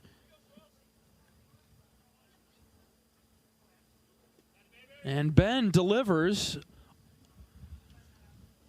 And the bases are clear for Jackson Frost. At this point, let's find 4 more and call this good. Ooh, John, okay. Frost swings through the fastball. Good cut from Jackson. Iowa's hit 9 home runs now in the last 2 days. 10 for the weekend, I guess. That was the highlight of Friday. There's a called strike 1 and 2. In less than ideal hitting conditions. No doubt about that. Ball and 2 strikes on Frost. The pitch, Jackson pokes it to the first baseman who makes the catch. 2 down. Because certainly none of the first 7 home runs, 8 home runs, were wind aided. Maybe the last 2 have been helped a bit, but I think they're both out in most of the places we're playing here. I think you're right, John. Certainly not what we saw in Texas with the 2 pop-ups, one for Iowa and one for Washington State that found their way out. Only because of that. Top of the order, this is Ben Wilmus, ball 1. I think coming into the season, I would say the offense was the biggest question mark for Iowa. And maybe underrated coming into the year. And the Hawks are proving, hey, hold on a minute. No, we can score some runs. Hold on a second. Well, and that's, we've been talking about it, just needed to be timely. And so the timely part has been the struggle. But, boy, Iowa has come up big and timely. 3 for 9 with 2 outs, 5 for 16 with runners in scoring position, so good enough. 1-2 to Wilmus. Outside, 2-2. I think getting 16 opportunities with runners in scoring position, that, you keep putting up that number, you convert as much as possible. That'll work. Yeah, Iowa's done a good job today of taking advantage of the free bases too. Wilmus watches the 2-2 drift outside. Full count now for Ben. Half the runs, 6 of the 12 have been 2-out RBIs, so really nice job there. Kind of getting it done that way. 3-2. Inside, just about took Ben's kneecaps. Ball 4. And the nice part is, you look at, you heard Coach Sutherland talk about it yesterday. We could pull any Joe off the bleachers and do it one day. Can you do it too? Because Iowa hit, 563 with 2 outs, 474 with runners on, and 500 yesterday with runners in scoring position. Maybe left some meat on the bone early, but they've kind of found a way to keep adding. Ooh. Up and in, Gable spins away. Yeah, I think that's a really underrated point too, John, because Iowa put up a single run in the first when they had the bases loaded and nobody out. And at least it got me thinking, oh boy, we're not going to do this again today, are we? The game isn't going to go this way, is it? 1-0 pitch to Mitchell. Gable slapped foul over to the left. But Iowa kept pushing, kept working. More opportunities presented themselves, and Iowa has taken advantage when it's really mattered. Every time that Rutgers has punched today, the Hawks have punched back harder. 100%. And, I mean, again, scored runs in 6 of 7 innings, so ball misses low and away. Good block by Jones. So traffic all over the place. Every inning has been work for Rutgers to get back in the dugout. And so, I mean, even just trying to glance at, I guess the 0 was 4 up, 3 down, but Iowa had the runner at second with 1 out. So, there's a runner in scoring position and a chance to score. 2-1 on Gable. Berglund, the sidearm, is ready. The pitch. Gable shoots this down the left field line. Left fielder moving over. He dives and makes the catch towards the line for the 3rd out. Good play from Johnson. Iowa gets 3 more on the 3-run home run from Ben Swales. It's 12-6 Hawks. We're back for the bottom of the 7th after this. This is Hawkeye Baseball from Learfield. Express Midwest is Iowa's locally owned and operated ground transportation specialists who have served Iowa City for more than 37 years. With a selection of chauffeured black cars, limos, sprinters, and buses, they have solutions for all your transport needs. Check out their website to find a full list of services, rates, and more at expressmidwest.com. That's expressmidwest.com. So much to see, so many places to experience, and nobody helps you get there like Travel Leaders Destinations Unlimited. Come to our travel showcase March 13th from 4:30 to 7:30 at the Olympic Theater in Cedar Rapids. Get in on exclusive show deals, meet our travel partners, discover unique travel opportunities, and enjoy complimentary food and drinks. Just visit duagency.com or call 319-393-1359 to register. The world is yours to explore at the DU Travel Showcase on March 13th.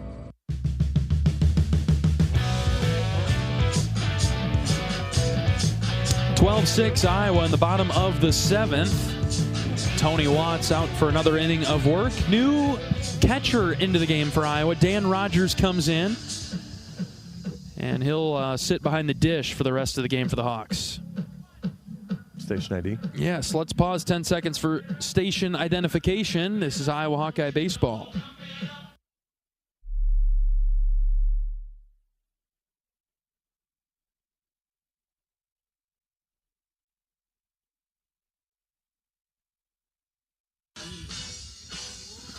Okay, Watts will face 3, 4, and 5. Bonds, Doucette, and Tomasetto. Another opportunity for the Hawks for a shutdown inning. Up 6. Let's keep it there. Right-handed pitcher, right-handed hitter. And there's a strike from Watts right at the knees. Slightly below. Strike one. It was breaking down that way. Yes. That's the benefit of the doubt one.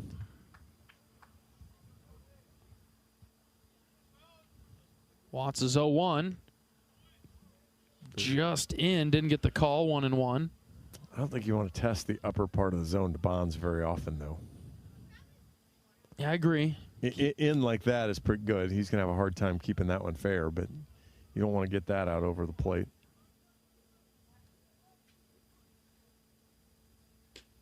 Check swing. Did he go? They send it down to first, and he says no. Ball 2. Boy, Anthony really loves that breaking ball just below the zone. And Bonds, he likes it too, but he was able to hold up there. Yeah, he's shown a favoritism toward it as well. 2-1. Swing and a miss. Boy, he had Bonds leaning. I think Bonds expected a fastball there, and not what he got. Now where's Tony going to go? The 2-2. Swing and a miss. He got him fishing for the slider, low and out. One away. Yeah, Bonds likes to swing the bat. Boy, again, I know you don't watch movies, but if our listeners think of Pedro Serrano in the Major League, fastball he can hit over where those trucks are, but throws the breaking ball. He's kind of screwed himself into the ground a number of times this weekend. One away for Doucette. 0 for 3 this afternoon. Swings at the first pitch, popped it up over to the left. Frost gives it a look, the third baseman, but it's out of play. Doucette has had the Irish jig again, so it's been relatively constant for him. I need to check their roster, see where he's from. I don't. Where the Irish heritage comes from. Yeah.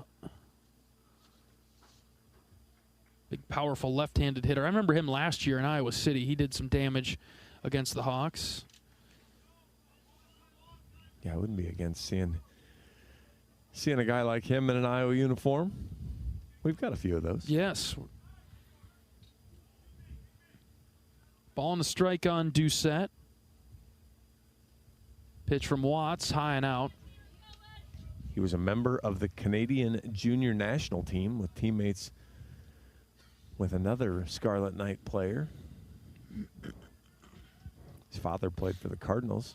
All right. Drafted by the Cardinals. 2-1 from Watts. Hit him in the foot. And Doucette will take first base.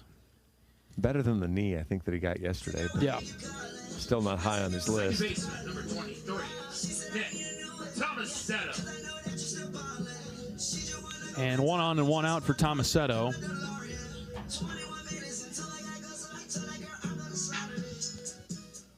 I don't see anything in the bio that leads to the Irish jig coming up to the plate, though. Well, it's just like the song. Tomasetto, right-handed hitter, late on a fastball from Watts. I want to see Watts now buckle in. He got 3 more runs. Got a comfortable lead here. Get back in the strike zone and go get outs. Good looking pitch just inside from Anthony.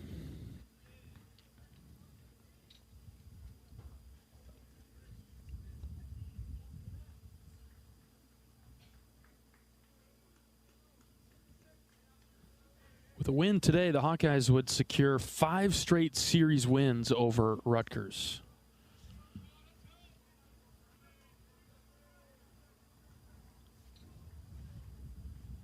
One from Tony. He's hit on the ground, left side. Mitchell picks it up. Quick throw to second is in time to get Doucette. Force out there, no play at first. So the lead runner is out. We've seen Iowa with some bad luck on a couple of those.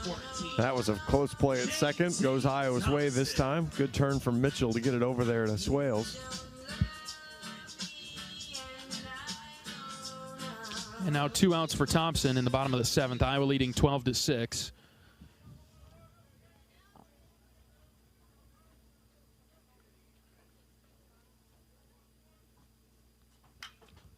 Thompson swings at the first pitch. High fly ball into left. Wilmus over near the line. He makes the catch in fair ground for the 3rd out. Rutgers kept off the scoreboard. We'll go to the 8th with the Hawkeyes leading 12-6. It's Iowa baseball from Learfield. Are aches, pains, or injuries keeping you on the sidelines? At Athletico, our movement experts are here to help you turn your setbacks into comebacks and create a personalized game plan for your recovery. With no prescription or referral needed, Athletico Physical Therapy is where your comeback story begins. Get started today by scheduling a free assessment at athletico.com. Proud partner of the Iowa Hawkeyes. Hi, this is Joe Mershman from Mershman Seeds. Substitutions cost you money. Why take their seconds when you can have our first choice? Here's Ben Pieper to tell you more about Mershman Power Core Enlist Corn. We are way ahead of Big Seed on this one. This corn has 4 different post-herbicide tolerances, multiple modes of action for above-ground pests, and it is some of the highest-yielding corn genetics that are out on the market today. If you're one of the many that got substituted on your corn hybrid last spring, contact your local Mershman Seeds dealer today and ask them about Power Core Enlist Corn. From Mershman Seeds, your friend in the field. Top of the 8th, Iowa leading Rutgers 12-6 in the decisive game of this series. After the Scarlet Knights won on Friday, Iowa responded with a big win yesterday and out in front of the Scarlet Knights now 12-6. 8th inning coming up. It'll be Miles Risley, Caleb Wolf, and Miles Risley, Blake Guerin, and then Jackson Beaman. Hello. Just when you think the wind is done for the day, it reminds you it is not. It says hello. I'm still here. Warmer days ahead, please. They got to be coming, right? Risley swings over the top with an aggressive cut. Hard to imagine they can't be somehow, just maybe not right away. I need a sauna, John. I am chilled to the bone. 1-1 to Risley from Berglund is outside. Might be getting worse here all of a sudden.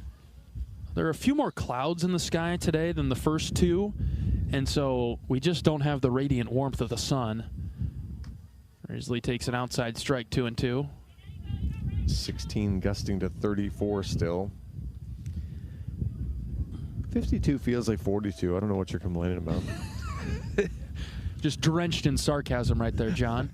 2-2, that caught Miles. That hit him in the leg. He limps down to first base.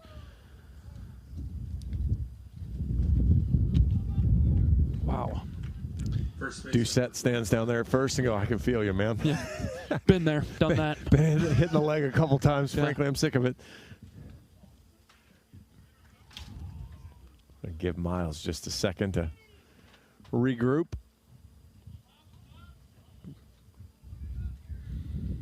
He's hopping around. Now he's going to sprint down the right field line. He's still jumping around out there. Give him a courtesy steal of second base. So that brings up Blake Guerin, who's hit a home run in 3 of his last 4 games. Destroyed one to left center yesterday. Funny thing is, I think technically all of those have counted as pinch hit appearances as well. So he has 3 pinch hit home runs. Takes a strike on the first pitch he sees from Berglund. Showed bunt. What was that, Blake? He did lay it. He did. You missed it at the Notre Dame game. Blake Guerin laid down a phenomenal sacrifice bunt. Iowa wasn't able to capitalize, but it was fantastic. Well-rounded Blake. Berglund takes his time and delivers strike 2 to Guerin. That ball is off the plate. Blake's going to have a hard time hitting that one 400 feet. I think some sort of sinking action now. Watch out, Blake. 0-2 to Guerin. The pitch. There it was. Blake laid off. Knew it was coming. Ball 1. That was a 71-mile-an-hour frisbee coming up there.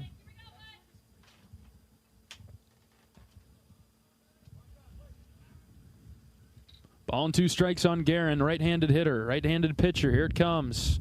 Swing and a miss. High frisbee that Blake couldn't draw contact on. 1 away in the 8th. Right fielder. I actually think that was his fastball. Ooh. You think so? I'm not questioning you. I just, it might you've got the grid over there. Might have been his slider. It was 79 miles an hour and up. So, yeah, it could have been. He's been 82, 83, 84 when he's thrown the fastball for the most part. And we'll see Jackson Beaman up with Risley at first base and 1 out.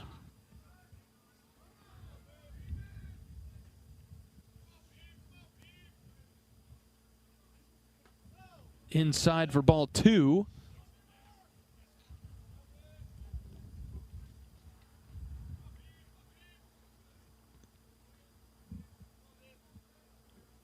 Risley with a short lead at first base. 2 balls, no strikes on Beaman. Berglund taking his time. The pitch. Beaman skies into center. And the wind blowing it over to left center now. Shallow enough for the shortstop. Thompson to make the catch. 2 down. Catcher number 31, Daniel Rogers. Yeah, Beamer will be tied for 4th, depending on what happened in the rest of the conference, but tied for 4th in home runs. In the Big Ten. In the Big Ten. Nice. In fewer at-bats than nearly all the guys ahead of him. Sam Bush from Michigan State's really the one outlier there. Dan Rogers getting his first at-bat of the day.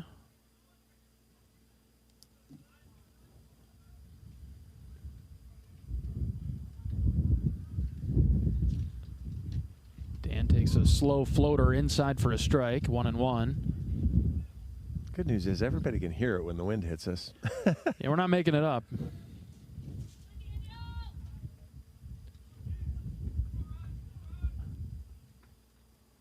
Rogers, left-handed hitter. The 1-1 is outside for a ball. Hawks back in action on Tuesday. Augustana.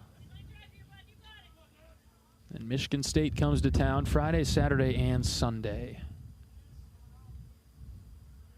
2-1 to Rogers. It's outside ball 3. Nebraska did avoid the sweep. Okay.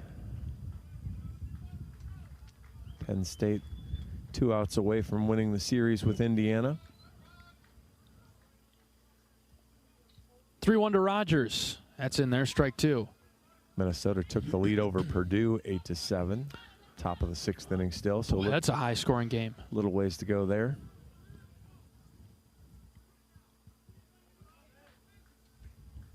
Full count. Rogers sends it back up the middle, through into right center field. First and third as Risley gets over to third base with 2 outs for Colin Coonrod. And maybe that'll help D-Raj too, just to see a ball bounce through the infield. They had a pretty heavy shift on him, and he was able to bounce it through. See that first layup go in, and maybe he can start adding to that as he gets more at-bats during the conference season.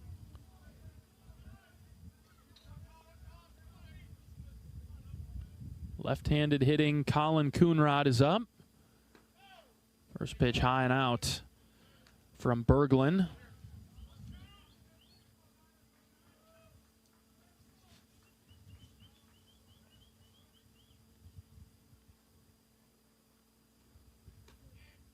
Oh, that's a high strike. Gotta be kidding. That was at possibly above the letters for Colin. He'll leave it. On to the next pitch. Here we go. Berglund's 1-1. Coonrod sends foul down the first base line.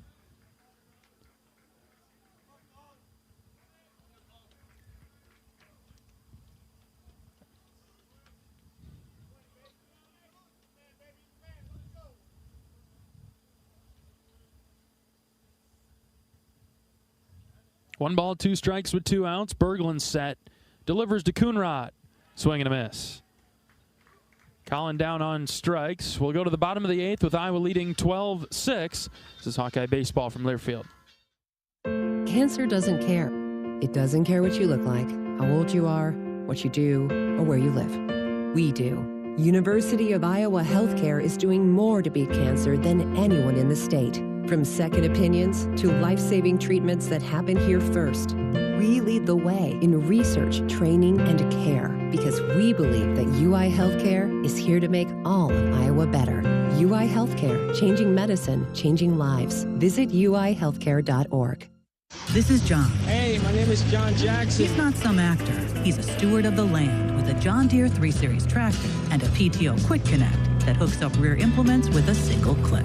John runs with us because to him, there's nothing more important than connecting with the land. Nothing runs like a Deere.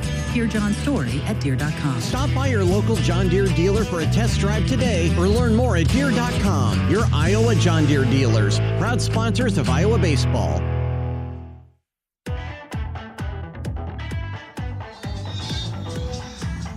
Bottom of the 8th inning in Piscataway. The Hawks on top, 12-6. Looking for their 5th straight series win over the Scarlet Knights. Anthony Watts out for another inning, and he'll face the bottom third, Santos, Hyde, and Jones, unless they make any changes. That felt like a long top of the 8th. To get nothing out of it. Right. Yeah, it really did.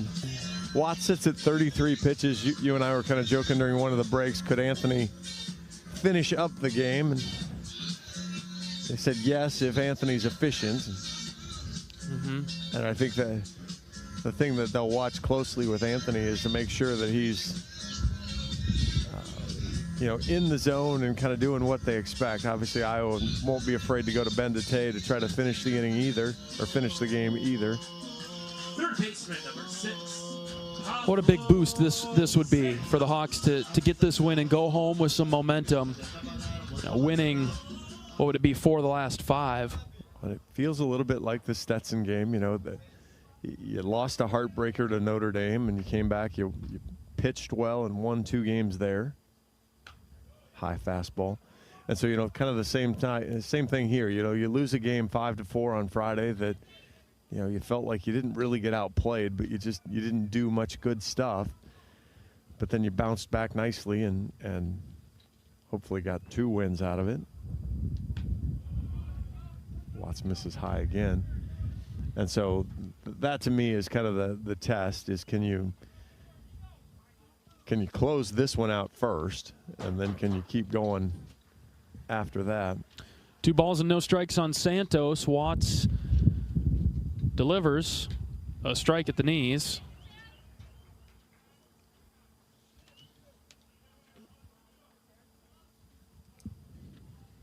And it's 2-1. See if Watts can even the count. The pitch. This is hit well to right center field. Risley on his horse over into the gap. And Miles makes a nice running catch. Before that can get down in front of the wall, 1 away. Miles has got to be feeling a little something after getting hit by that pitch. He's got a little hitch in his giddy up. Yeah, not a full out run, but fortunately with the way the wind's blowing, that's getting pushed back to him a little bit there. It's the only time we've given the wind any positive notoriety today. No, exactly. but funny enough, we just haven't seen that many guys hit the ball to right field, especially elevated, because there's no win in elevating the ball to right field. All weekend long, if you hit a ball in the air to right field, it's an out. The only way it's not going to be an out is if somehow the wind blows it and the fielder can't catch it. Right. It's blooped enough. First pitch swinging is Brennan Hyde. Popped up on the infield. Swales and Mitchell come together. It's Gable Mitchell who makes the catch. 2 away. That's a nice quick out. Yeah, that aids in the efficiency. Thank you. After starting with 2 high balls, Anthony's kind of settled in here. Gave up maybe a harder hit ball than he wanted to right center, but then gets a quick 1 pitch out. See if he can attack here, Jones. Jones had a really good at-bat last time. Stay in the zone. Yeah, you're right, John. He was been a relatively tough out today. Single, then reached on an error. Oh, is he the spinner back to Watts? Yes. Yeah, so just go attack him again. No balls and a strike with 2 outs. Bases empty, bottom of the 8th, 12-6 Hawks. Watts' next pitch is lined into left. It'll drop in front of Wilmus. 2-out single for Jones. Maybe not in the middle of the plate. Yeah. Left fielder, number 1. And the top of the order, R.J. Johnson coming up. A 4-run rally in the 4th for Rutgers came with 2 outs, so I don't let that happen again. Yeah, I kind of want to stay on point here if you're Iowa.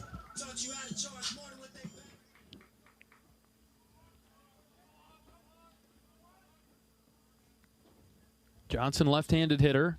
Watts deals a strike on the inner third. Good start from Tony. And you'd really like to see it finish here. I know you made a behind-the-back double play ball on Cohen, but I don't think you want to test that theory again.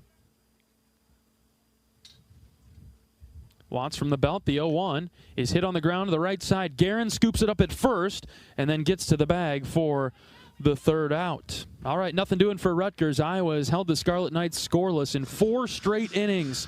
Iowa leads at 12-6. We're back for the 9th after this. This is Hawkeye Baseball from Learfield.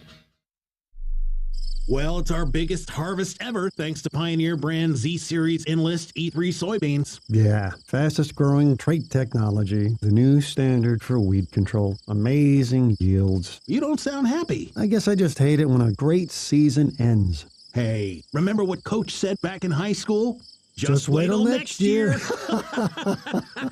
See why more farmers are switching to America's #1 soybean trait technology at pioneer.com/grow-enlist. Hey Iowa, it's George Kittle, tight end for the San Francisco 49ers and proud former Hawkeye.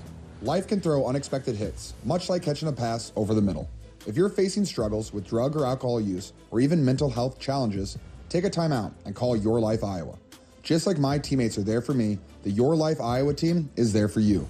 Get 24/7 free resources or find treatment options at yourlifeiowa.org. A message from Iowa HHS.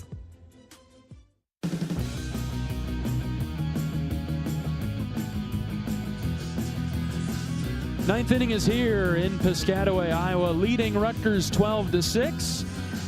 Maybe a couple more runs of insurance wouldn't hurt. But with the Hawks leading by 6, Ben Swales, Jackson Frost, and Ben Wilmus are due up. And the Hawks are on their way to a winning weekend. That's a good start to Big Ten play if Iowa can hold on and win this game today.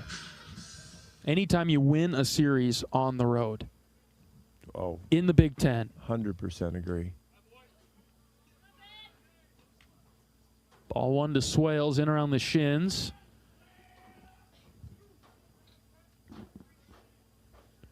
One 1-0 is in the same spot. No chance for Ben to get his hands moving, and it's out of the zone. 2 balls and no strikes.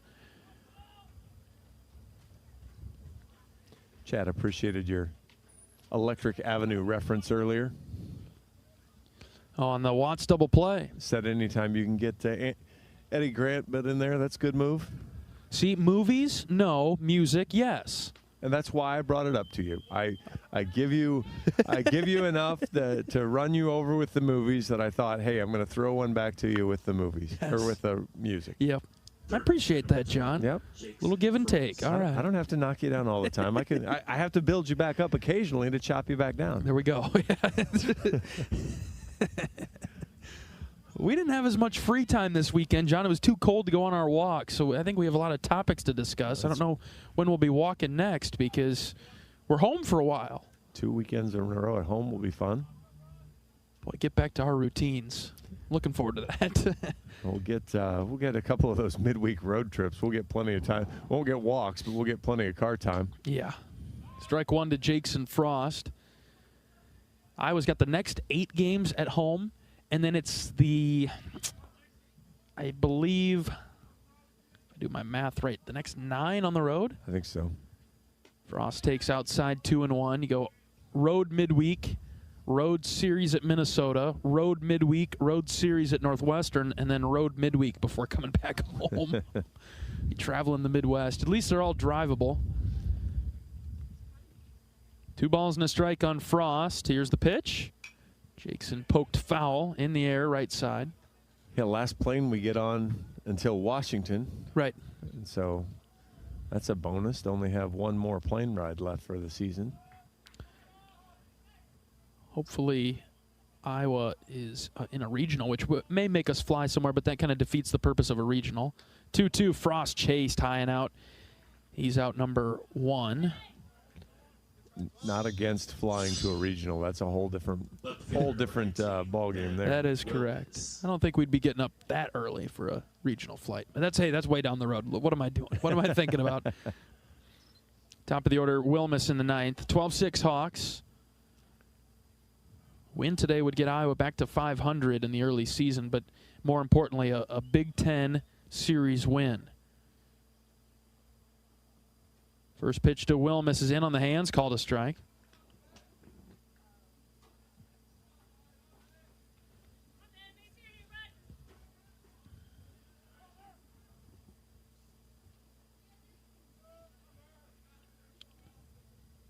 Good lead at first base from Swales. Long pause from Berglund. The 0-1. Ben takes a strike outside, 0-2. Berglund wants to stay on the mound. He wants to keep playing for a little while longer. Doesn't have a sense of urgency. The home plate umpires may be helping him out a bit. Tug of war between those two guys. 0-2's in the dirt.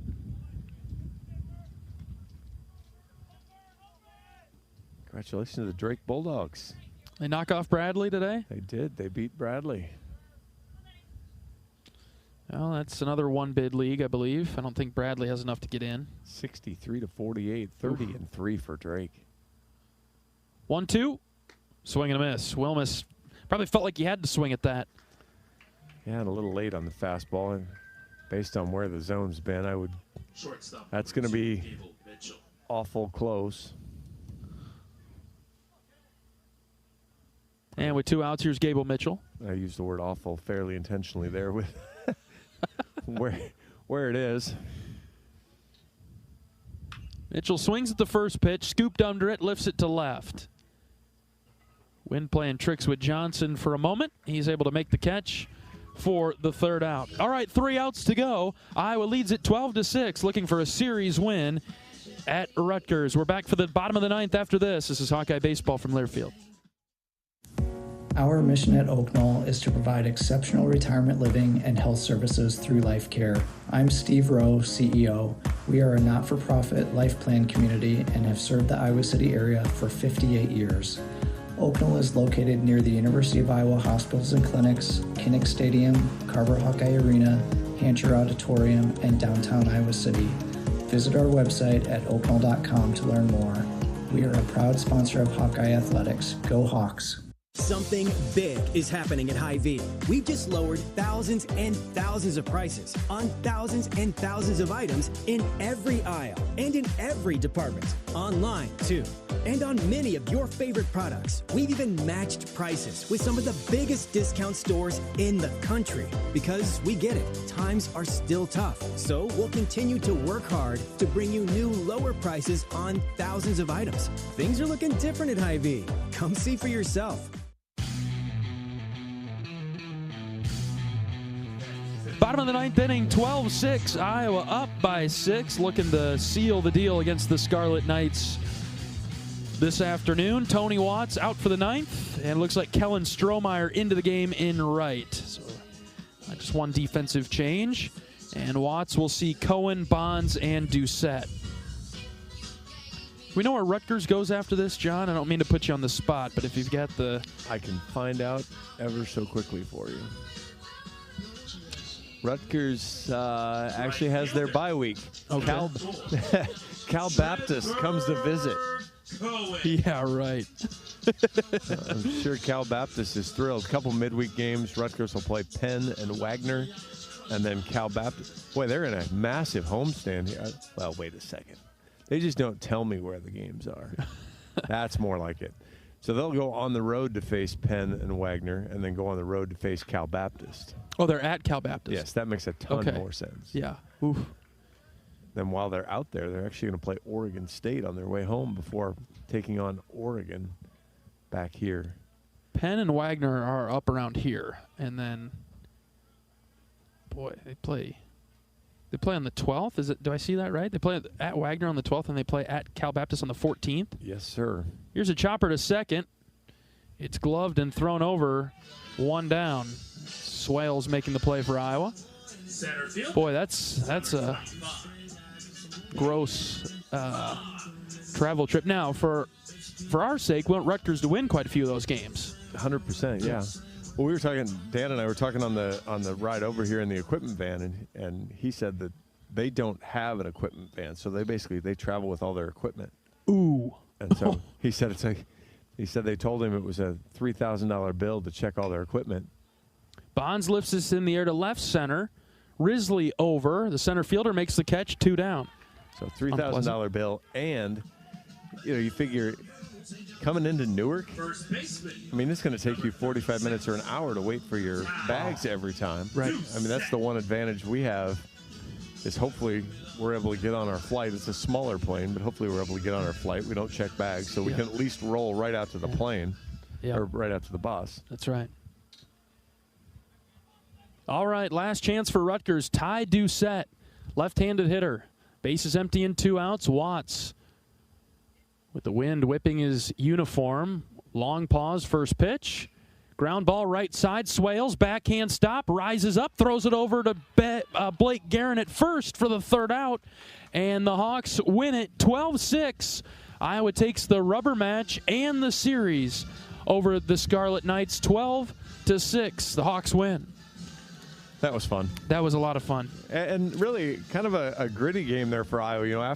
After taking the lead, feeling like you were in command there, answered back after falling behind 6-4 and able to score then the last 8 runs of the game to seal the victory.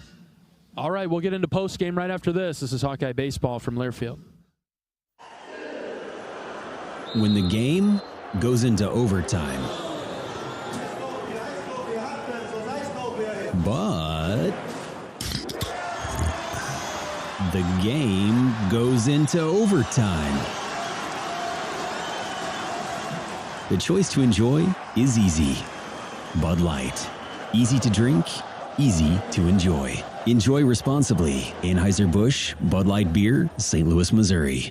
Get a great deal on select Kubota equipment. The BX Series is the #1 selling subcompact tractor in the U.S. The versatile lineup is built to help you make the most of your land. Right now at participating dealers, get a Kubota compact tractor for $0 down, 0% APR for up to 60 months. Plus, save up to $1,500 on select equipment. Now through September 30th, see us or go to KubotaUSA.com/disclaimers for full disclaimer. Check out Kubota's winning lineup. Visit KubotaUSA.com to find your local dealer.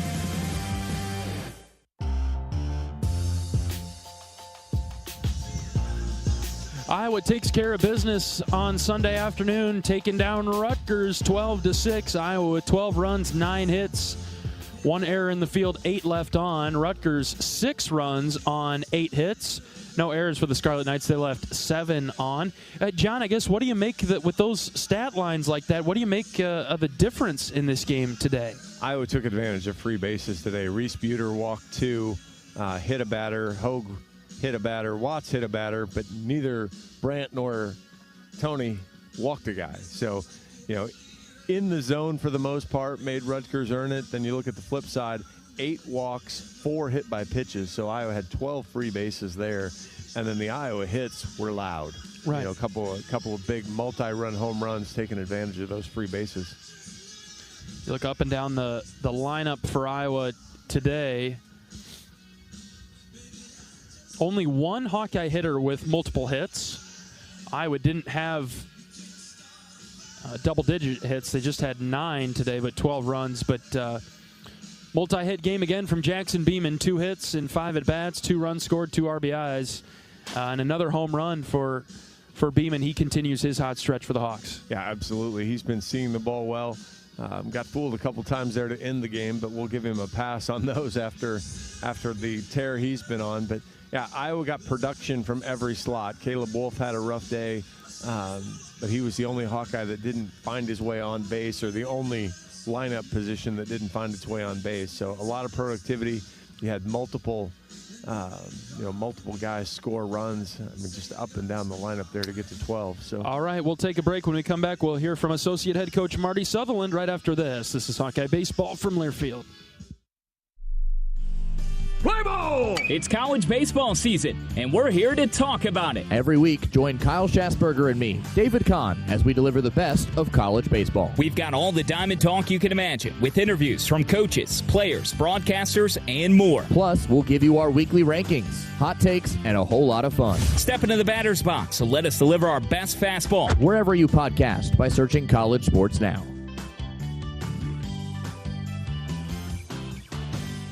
Every day, you're out there, up before the sun, and pushing forward before the chaos of the day settles in. At Great Southern, we're right there with you because we understand the need for trusted support. Having a team that is seasoned, agile, ready.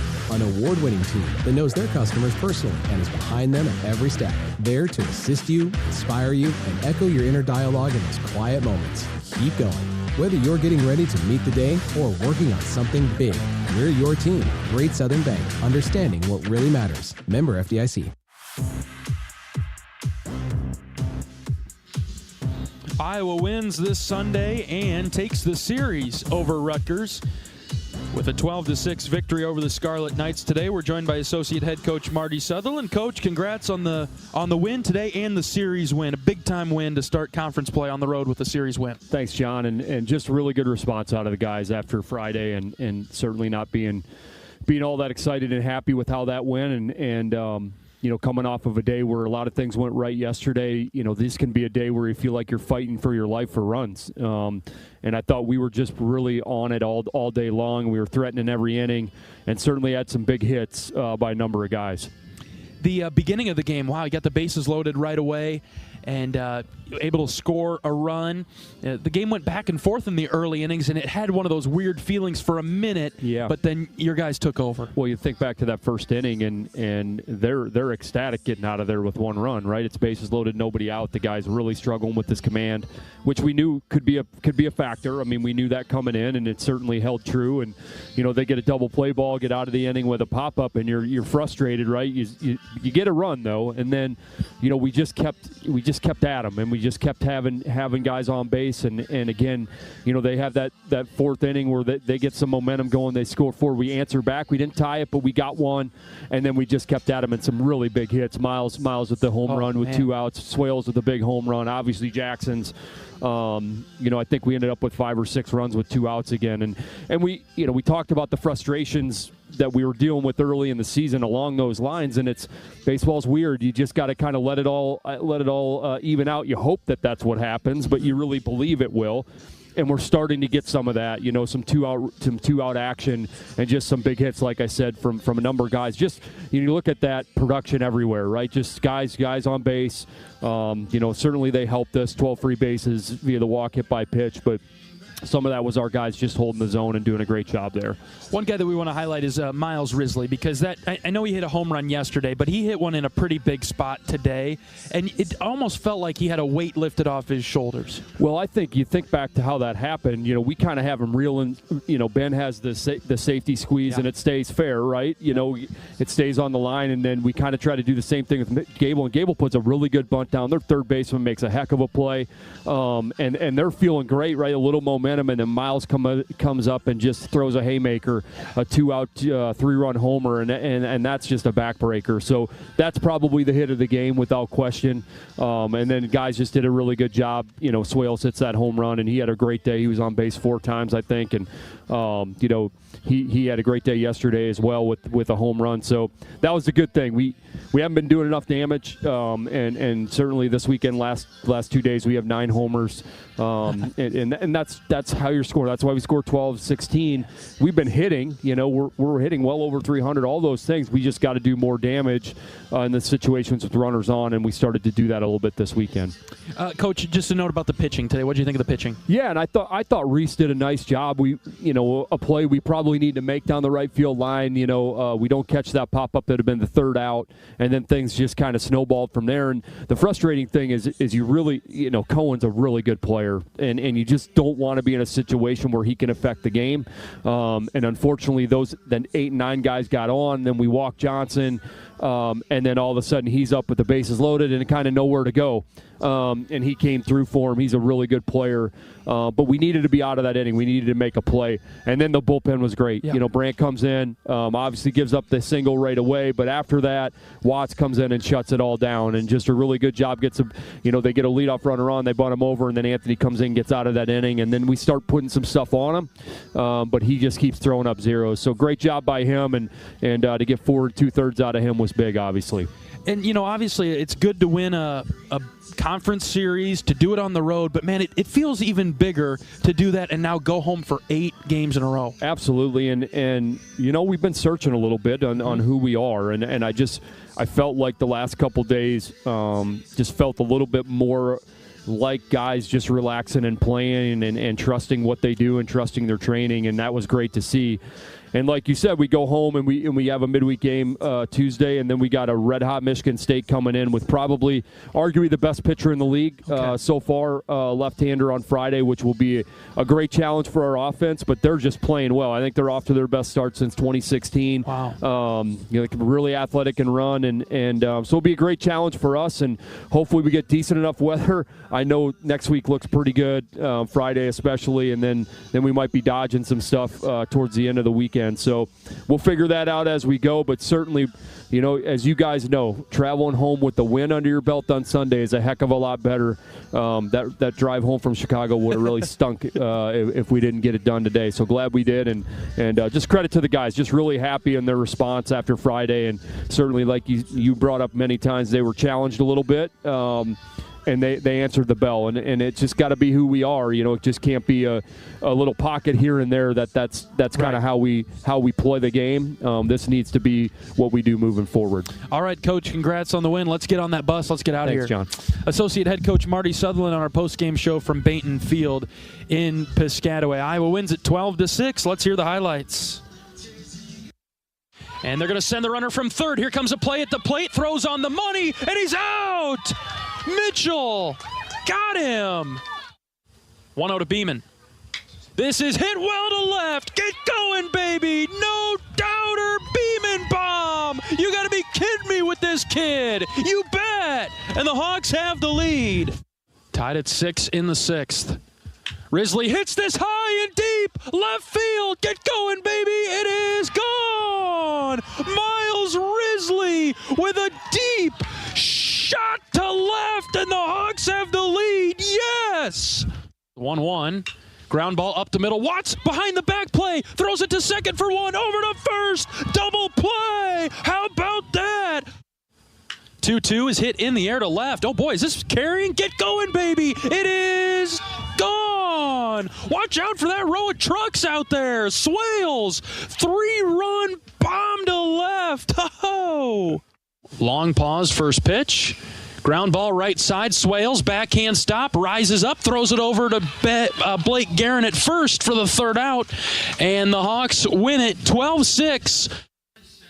Big-time series win for the Hawkeyes to take 2 of 3 from Rutgers this weekend. Back home for 8 in a row now. We hope to see you at Banks on Tuesday afternoon. Iowa and Augustana on Tuesday. We hope to see you there. If not, John Evans will have the solo coverage for you, and then we'll get ready for Michigan State this next upcoming weekend.